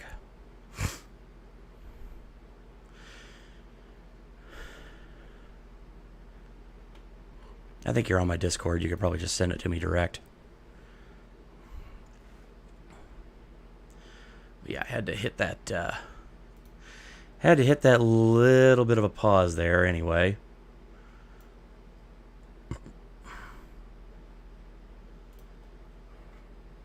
as it was lifting off the ground, you can hear a slight hiss sound. Now, as soon as it cleared the ground by about 5 or 10 feet, maybe even less than that, the hissing stopped and the blue glow disappeared. So it lifted off quietly and then it hovered silently, if you want to be specific. Wow. So then what kind of maneuvers was it doing? It took off, for that particular time, it took off, moved a little around to the left and right, and then sat back down. The craft itself, they communicated with it with because I saw the guy talking in a regular VHF radio to the person in the craft. And I even saw the frequency that was on the frequency counter of the communication, the transceiver there. But what's weird is he shouldn't be able to communicate with the craft with a radio.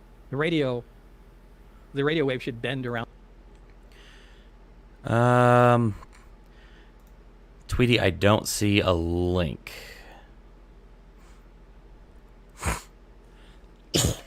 Excuse me.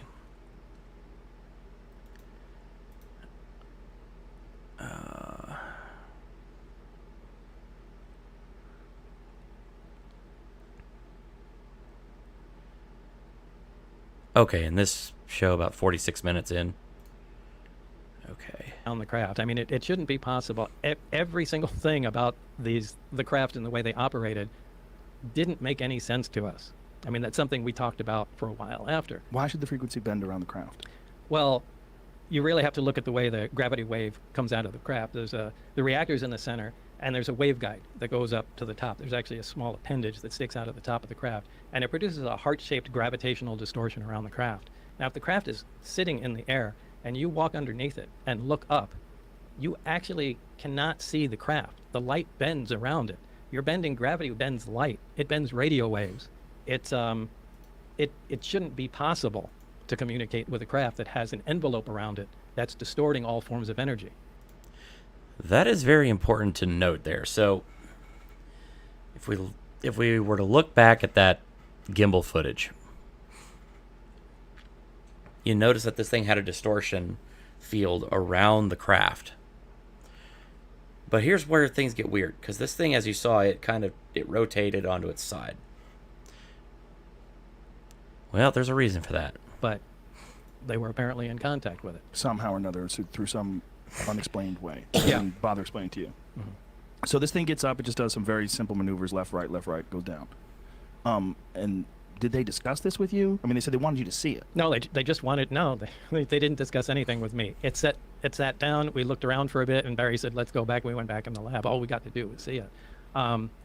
Fast forward to some months later, I did have the test flight schedule of the craft. Now, they had times they had designated high-performance tests. This obviously wasn't one that was a high-performance test.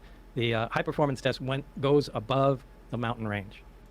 Okay, yep, this is the one. Yeah, 46 minutes is what I'm looking for then. So yeah, high-altitude tests where they go above the mountain range. Yeah, here's where things are going to get weird. And they do much more radical moves with the thing. Look, this is a prize item. And they're not doing anything like taking it out of the atmosphere or flying around to other countries or anything like Right. that. They just play with this thing right over the test site.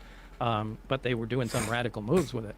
And since I had the test flight schedule, statistically, the amount of traffic in the surrounding areas on the highway was lowest on Wednesdays. And that's why Dennis told us that all the test flights occurred only on Wednesdays, because it'd be the least chance that anyone would see what's going on.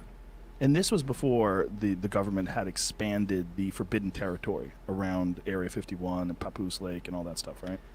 Yeah, I think that occurred after my story came out, then people started going up on the mountaintops and trying to look down into there, and they kind of freaked out and then did the land grab and pushed everybody back. But yeah, that I think all that occurred long after that I came out.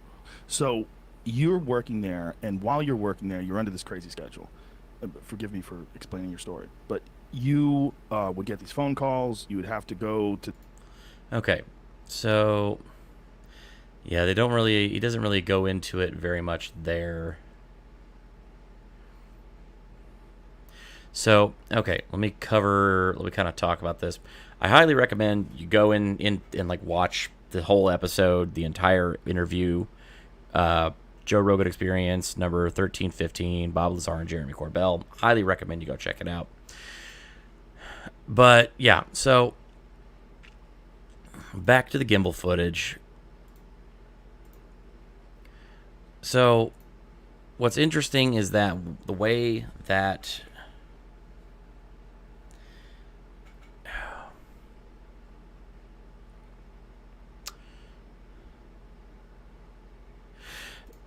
again, Tweety, I don't know what link you're looking at, because you can't send links through the chat and whatnot.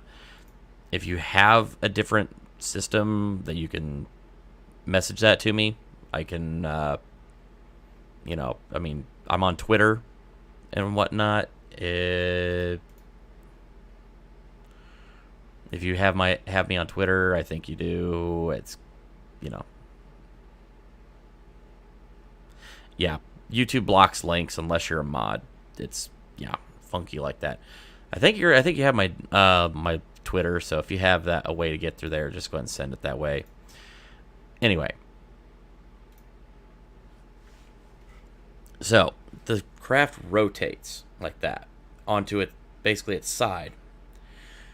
Now, according to Lazar, he explains that the craft flies that way toward its target.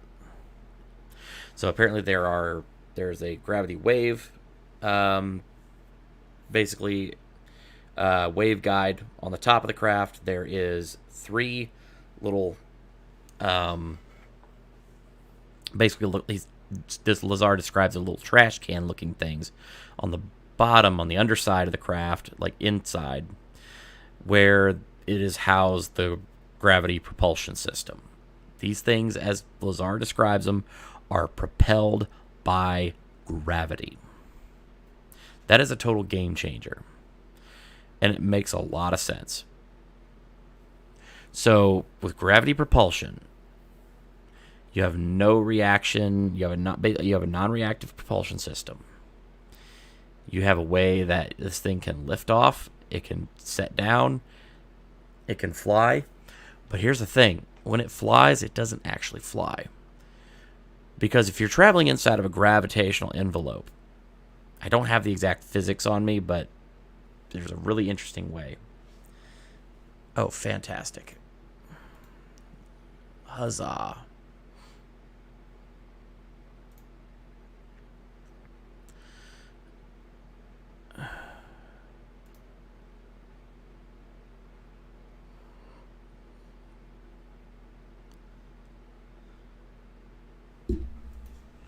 Oh, good, and it's even George Knapp. So, yeah, George Knapp is fantastic. He's really the one that broke Bob's story to the world. And he's a very credible person. George Knapp is an incredible journalist, but he's a really fascinatingly good one. Okay, got the news clip. Yep, 40 seconds. Okay, so let me finish what I'm talking about here. So, okay, the way that Lazar describes this, that you have these 3 gravity propulsion, these gravity generators, basically. The craft is sitting at a level angle like this, as we normally would see it, like the flat, like the disc top shape over it, like this. So this craft is sitting flat, gravity amplifier is pointing down. When it actually goes to fly toward its intended target, it will turn sideways like that. So the gravity amplifiers here are facing whatever target it's supposed to go to, and then it flies that way with its belly toward the target. So it basically is slingshotting itself across space. But again, as I mentioned, this thing is encased in an entire bubble of gravity. This gravitational bubble breaks all of physics. Because the idea of this having this gravitational bubble means that you don't travel through space. Space travels around the craft. At that point, speed of light no longer the speed of light is no longer an issue, because you are not accelerating to the speed of light. The space around the craft is accelerating to the speed of light or beyond, but the craft itself is not. That's how you beat physics, apparently. And on top of that, this thing, because it can control gravity, time and dimensions and space and distance mean nothing.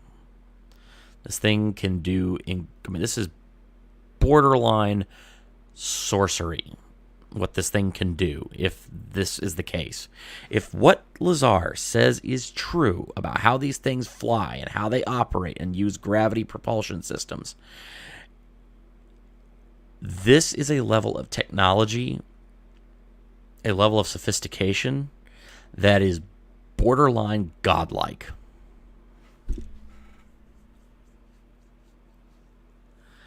And it's a terrifying proposition. All right, so let me pick up here.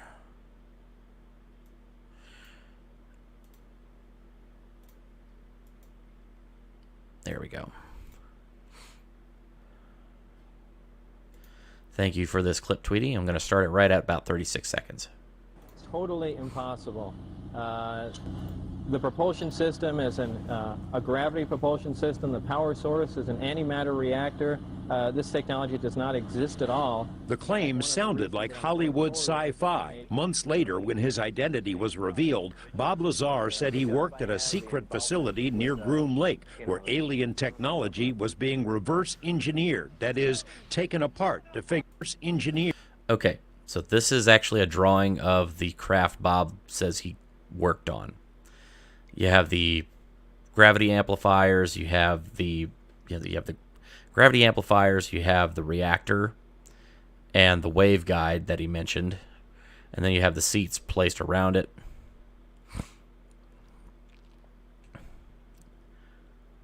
And so yeah, these amplifiers can literally turn inside the craft, and they can move around, and they can actually help do that.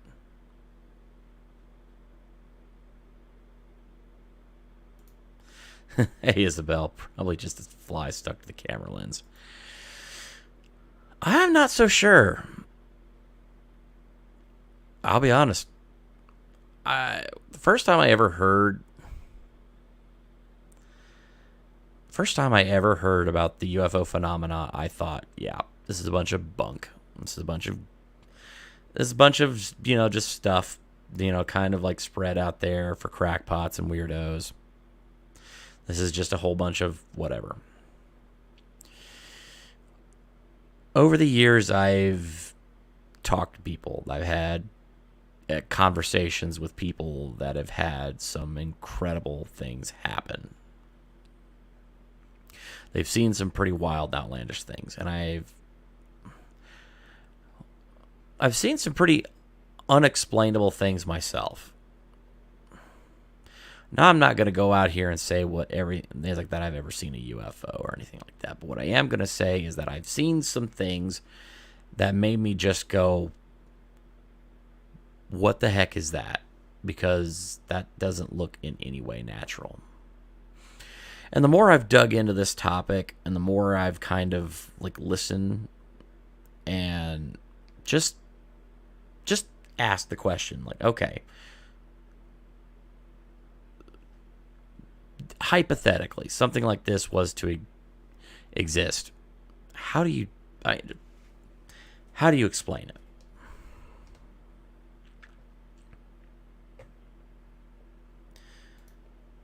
So yeah, I know I saw that one triangle one time, and I'm still in denial about it. It was too scary.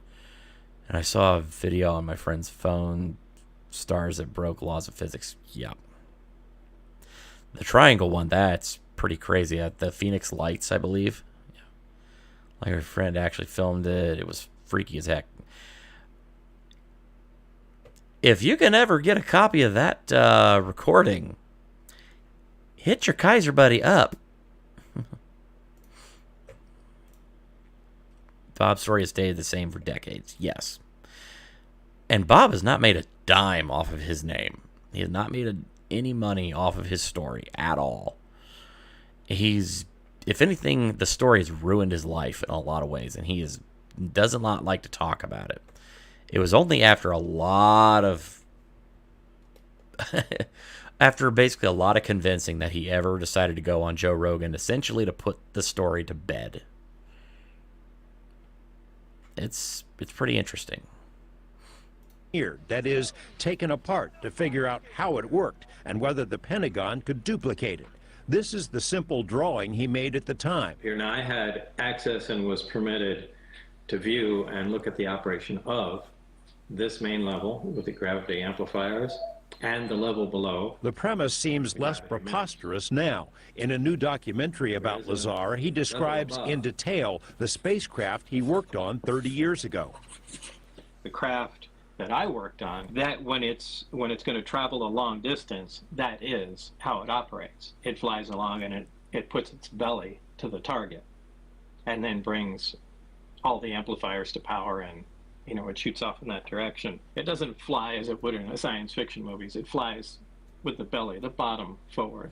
If the description of a spacecraft tilting sounds familiar, take a look at the so-called gimbal UFO, a video released by the Pentagon in 2017. Naval pilots encountered a fleet of these unknown craft off the coast of Florida in 2015 and have since had dozens of similar encounters. The spike in UFO incidents prompted a recent policy change by the Navy, which announced it wants to encourage its pilots to report future incidents. Pentagon officials reluctantly admitted to the New York Times 17 months ago that the military has secretly studied UFO incidents, in part so it might figure out the technology. In the gimbal video, there's a mechanistic turn against the wind without deceleration. So we have a craft without rotors, without heat signatures, without plumes, without tail fins, and certainly no tail number, moving in a way that is counterintuitive to our own aeronautics. When Bob saw that, he came to the conclusion this has to be a gravity-propelled craft. It's rotating. That it does mimic exactly the propulsion system that Bob Lazar described. This story is extraordinary. Jeremy Corbell directed the Lazar documentary, but he also broke the story about another now famous UFO incident, the 2004 Tic Tac encounter. The Navy pilot who engaged the Tic Tac, Black Aces commander Dave Fravor, has said he doesn't believe the astonishing craft was made on Earth, that the propulsion might be anti-gravity. When Lazar was shown the Tic Tac video for the first time, it immediately reminded him of the Sport model, his name for the craft stashed in the desert. There's no question in my mind. I mean, I'm virtually certain that's the way the craft operated, and that uses close to or the exact same propulsion system. Former Pentagon intelligence officer Lou Elizondo was in charge of ATIP, the secret Pentagon study. He told us one goal of the project was to determine the physics of UFOs, how they can achieve the seemingly impossible. The military came to believe the craft relied on special metamaterials, stuff that can't be made with known technology. Lazar made similar claims decades ago and was ridiculed. Now the Pentagon is on the same page. Where the study of UFOs did not end in 1969 with Project Blue Book. In fact, that was a lie, and it is now an admitted lie by our own Pentagon. We are living in a world where it is understood that there are craft technologically advanced from unknown origin that are performing maneuvers that far exceed anything of human technology. This has been going on a long time, and our government has been studying it. George Knapp, 8 News Now. As always, we have posted additional links and resources connected to this story on our website, including news reports from our archive. Okay. Thank you for that, Tweety. That is extremely helpful. I love audience participation. Yep, Bob Lazar was validated by the Pentagon. Yep. For years they wrecked his life and told him everything that, or told people that he was a crackpot. And they just literally validated his story.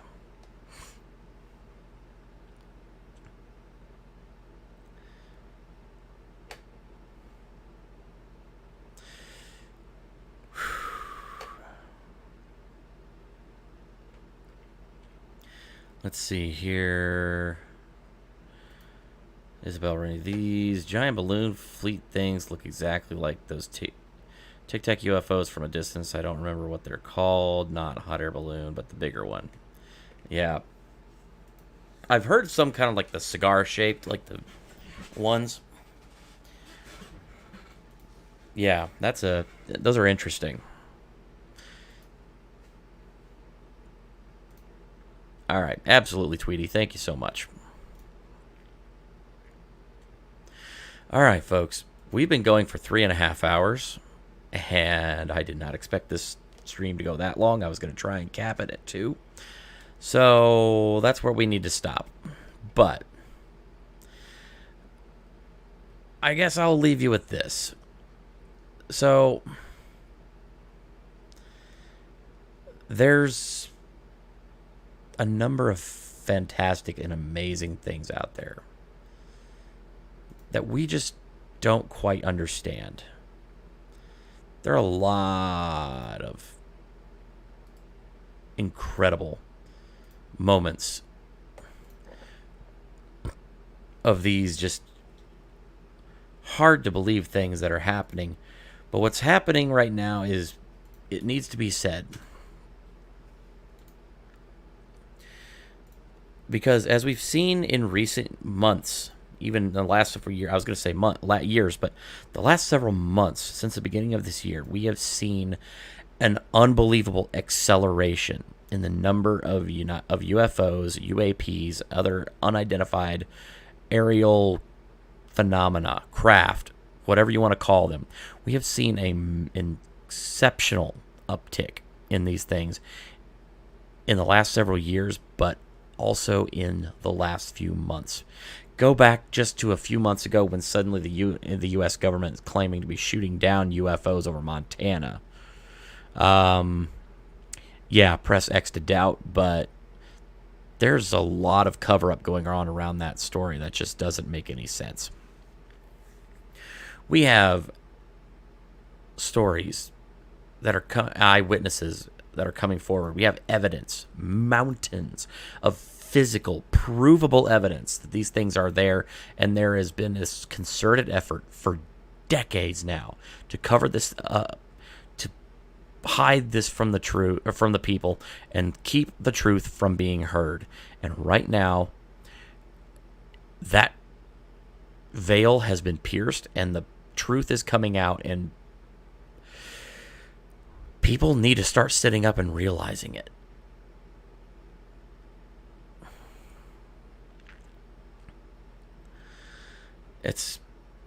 It's incredible.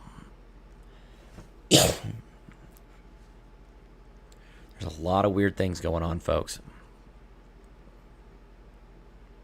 I highly recommend, if you guys get a chance to, there's a number of of episodes. I mean, I hate to always be saying, hey, go watch Joe Rogan, but the guy does an incredible job as an interviewer, and he has guests on that you just don't get anywhere else. The recent, he's had Jacques Vallée, the guy who has supposedly looked at these metamaterials that have been recovered from alien craft on. This guy This guy's been doing it for decades. This guy is an esteemed scientist who's been studying these unbelievable materials and coming forward with information about him, about the materials that he's gathered. We've got, Bob Lazar's story. We have a number of other crazy encounters with these things. We have the Rendlesham Forest incident. We have abduction cases, the Betty and Barney Hill story, Travis Walton, so many others, that it's hard to even count. And we've got these mass UFO sightings over areas of the country where they're being seen, and nobody's paying attention. We're being watched, I believe. And I want to be completely honest here. I know where this is going to sound like I'm going into a crackpot conspiracy theory area. I want to tell you something very, very important. My real epiphany with this whole thing, my whole real epiphany with the UFO phenomena happened in 2005. I never saw a UFO. Still to this day, I've seen a couple of weird things in the sky, but I'm not willing to call any single one of them a UFO or any kind of unidentified aerial phenomena other than just, I saw something a little bit funky. Don't know what it was, though. I'm not going to sit there and try and blow smoke up your ass and tell you, that I saw something. I don't know. Here's what I can tell you. In 2005, I was on a road trip across the Southwest. We were on our way through New Mexico into Arizona. It was this wide swath of desert.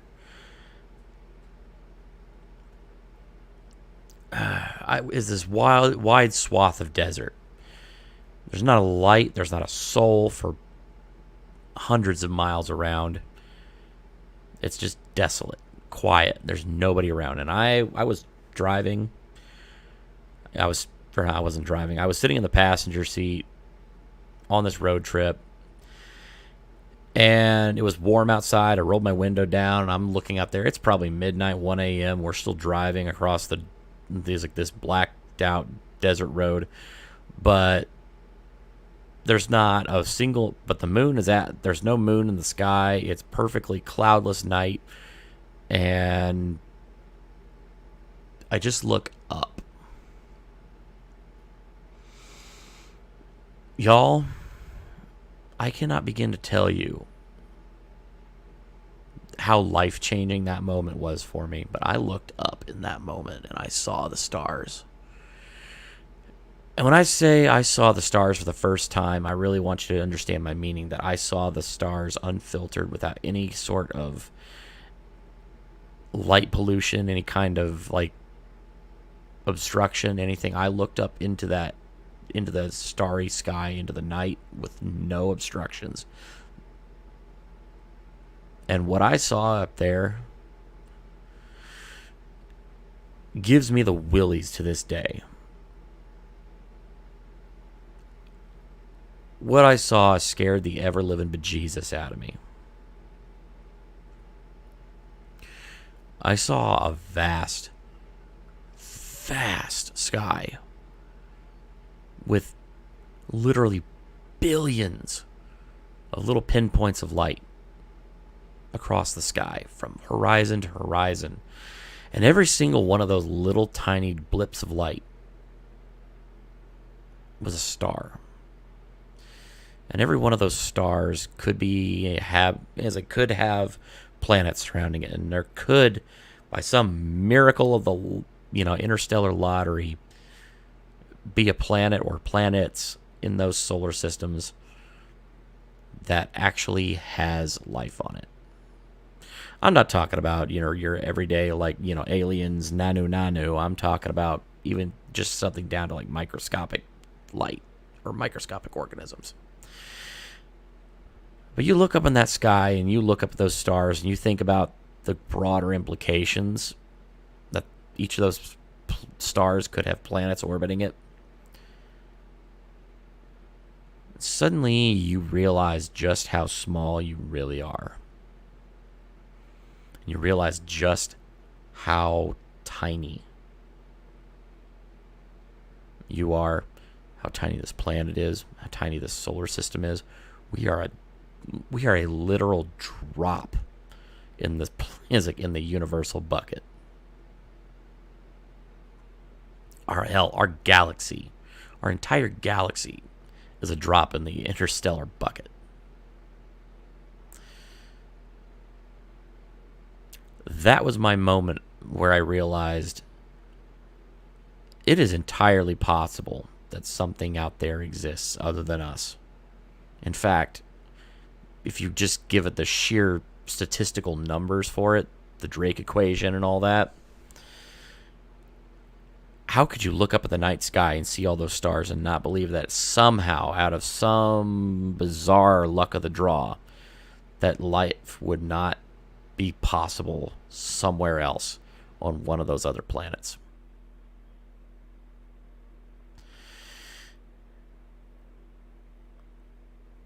We've already found fossilized, small, like creatures, bacterium, etc. on Mars, fossilized. There was once life on Mars. We know it. There's a lot of talk about, Europa, Ganymede, under the ice. There could be potentially life there. Because, they are water worlds with a lot of ice over the top, but they have a core that keeps things warm. It's very possible something there could exist.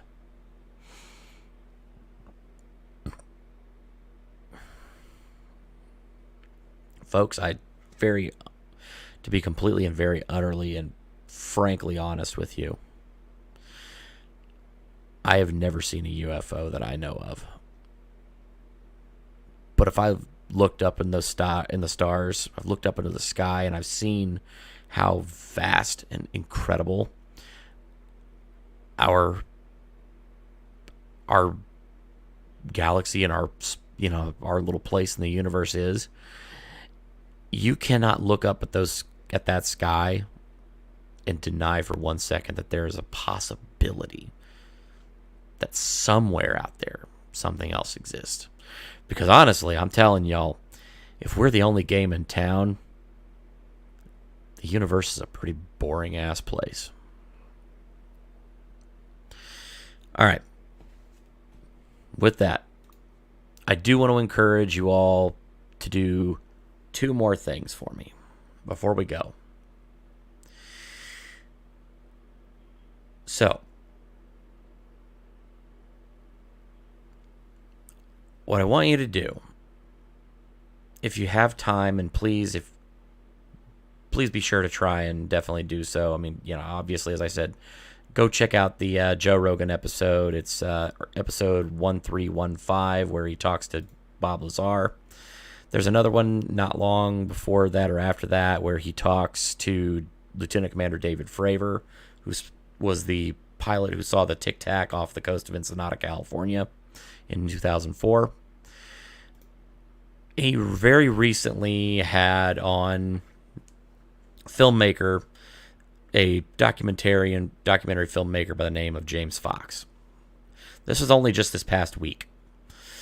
Episode 1975. James Fox.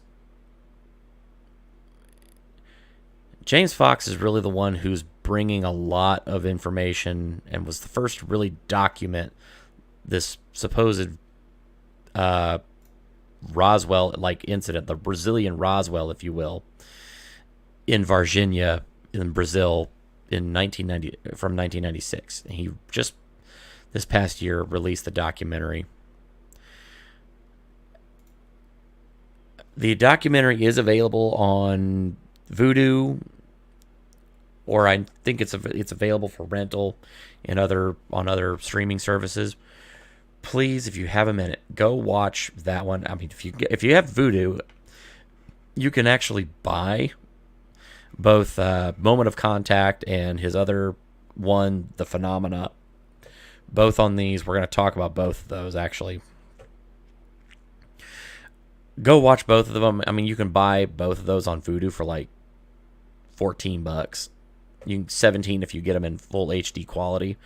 It's worth a watch. This guy knows exactly what he's doing, and it's incredible. If it doesn't make you question what's going on, I don't know what will. So, real quick, before we go, I'm going to play the trailer to Moment of Contact, his documentary on the Virginia UFO crash. And I want you guys to go out there, watch it, and I want you to do your own research on this. We got a little bit of time before our next episode of this, and then I want you to come back, and I want to talk to you all, and I want you to tell me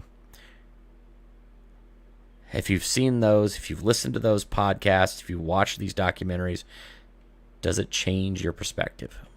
Because we got a lot to talk about. All right, folks, here we go. So this is Moment of Contact from 2022 by filmmaker James Fox. Again, go check out, it's like the full documentaries, but this is the trailer for them.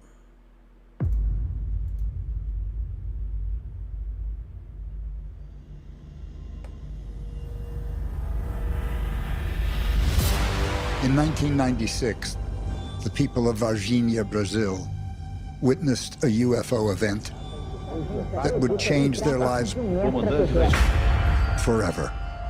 Só que ele planava, ia perdendo lentamente a altitude e ia caminhando. Call it another Roswell, if you will. That is a crashed vehicle that had beings on board. Mas que eles não poderiam admitir a verdade, a população ia entrar em colapso. Nada temos a esconder. Finally, the facts will be revealed. The Virginia case is considered the most well-kept secret in the military circles of Brazil. My objective here is to put some clarity on what took place in Varginha, Brazil, January 1996. 2 seres extraterrestres foram capturados, depois, posteriormente, foram levados para o hospital.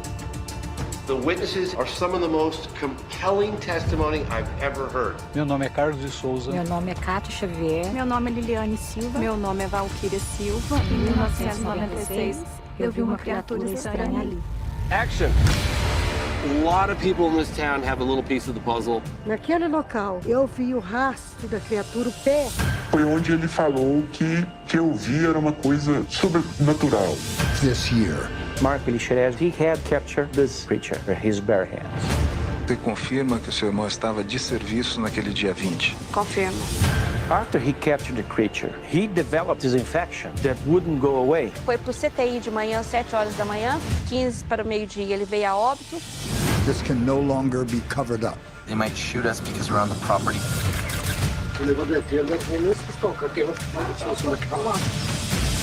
This can't be denied.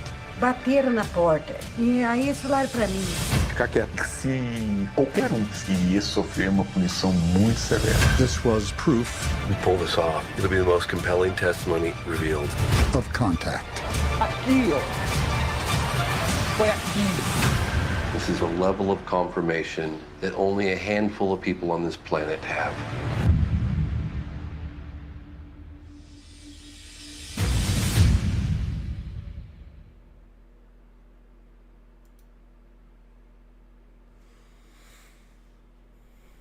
All right. That was Moment of Contact. Yes. The story is hard to swallow, hard to believe.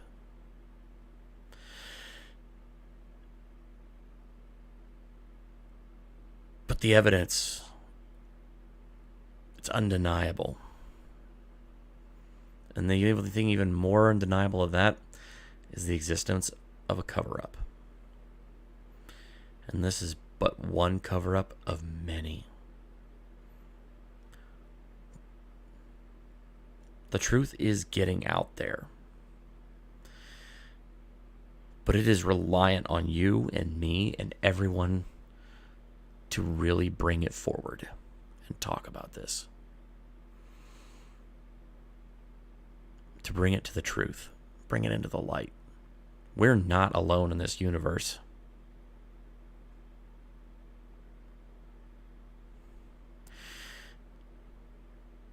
There are things that we need to understand and things that are far out of our reach even now, but understand. If we acknowledge for even an instant that this is possible, that this is real, just imagine what more we could learn, what more potential we might have. You ever wanted to see something that would unite the peoples of this world? What more is there than the question of who are we? What are we? Why do we exist? The truth and the answers may just be out there. Or they may just be coming to visit us.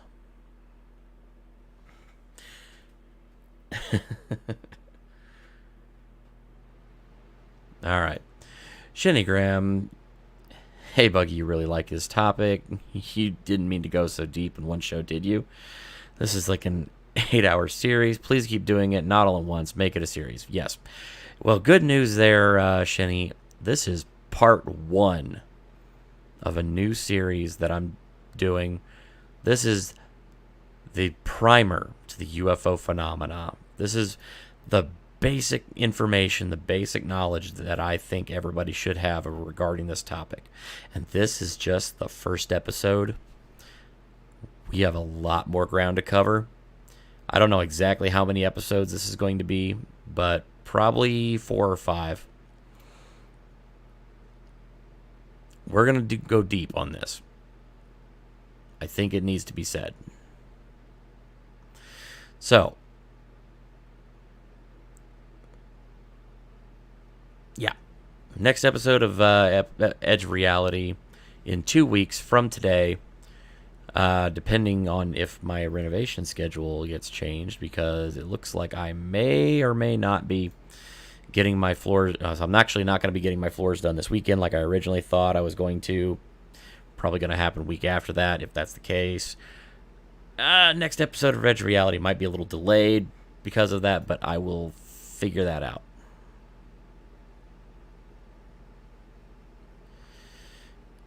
All right. How selfish of us to think in such a huge mass of space we're the only or most intelligent life. Yeah. Agreed. That was kind of my epiphany as well, looking up at those stars.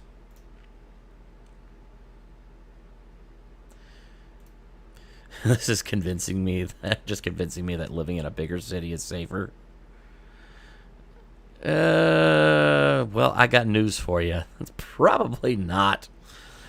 And, yeah. I hate to do it to you, but, you might want to listen to a little clip of, the Coast to Coast AM with, Art Bell from 1997, where a very panicked worker from Area 51 calls his station as he's being hunted by government agents, and basically told that, or he's telling Art Bell to get out of the cities because there is bad stuff on the horizon. Just saying. Sorry, just telling you the truth there. I know it's probably true, but I don't like thinking about it. Yeah, it's a tough subject.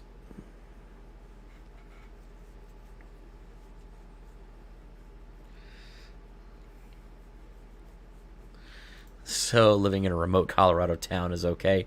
Probably for the best, all things considered. So, all right, folks. We're just shy of 4 hours. I went way deeper into this topic than I thought I was going to get tonight.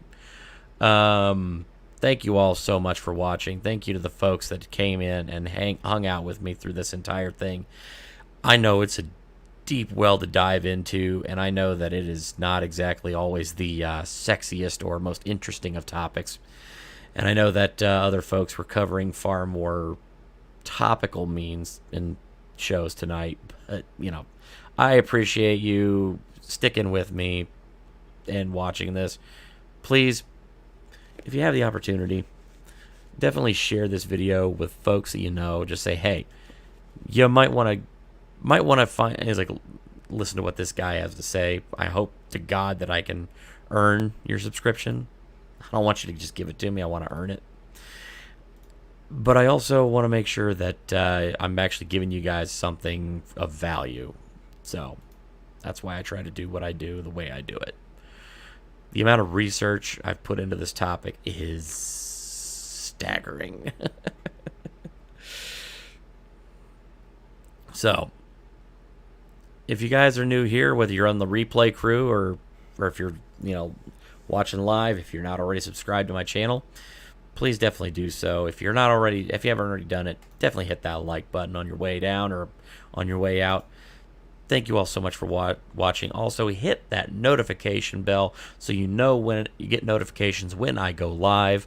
And hey, why don't you go check out the pinned comment if you want to know more of what I'm doing on a daily basis or what's going on.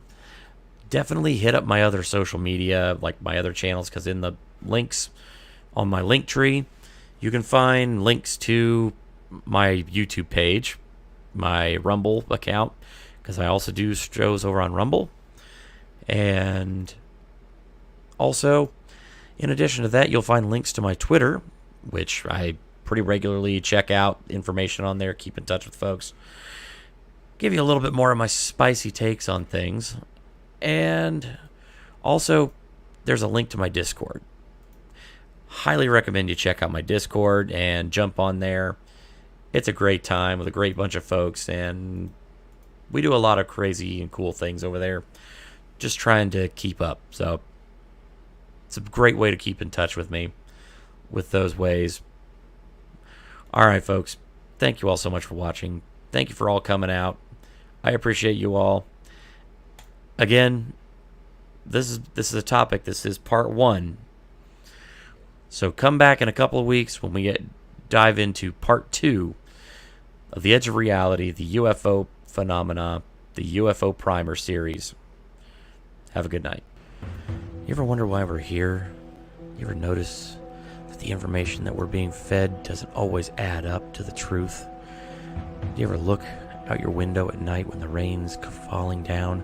You ever look down the street and wonder what is going on around you? You ever look out at night and ask yourself, is this all that I am? Where am I? What am I? Is this all there is? Is this real life? As technology continues to bring us closer together, it also tears us further apart.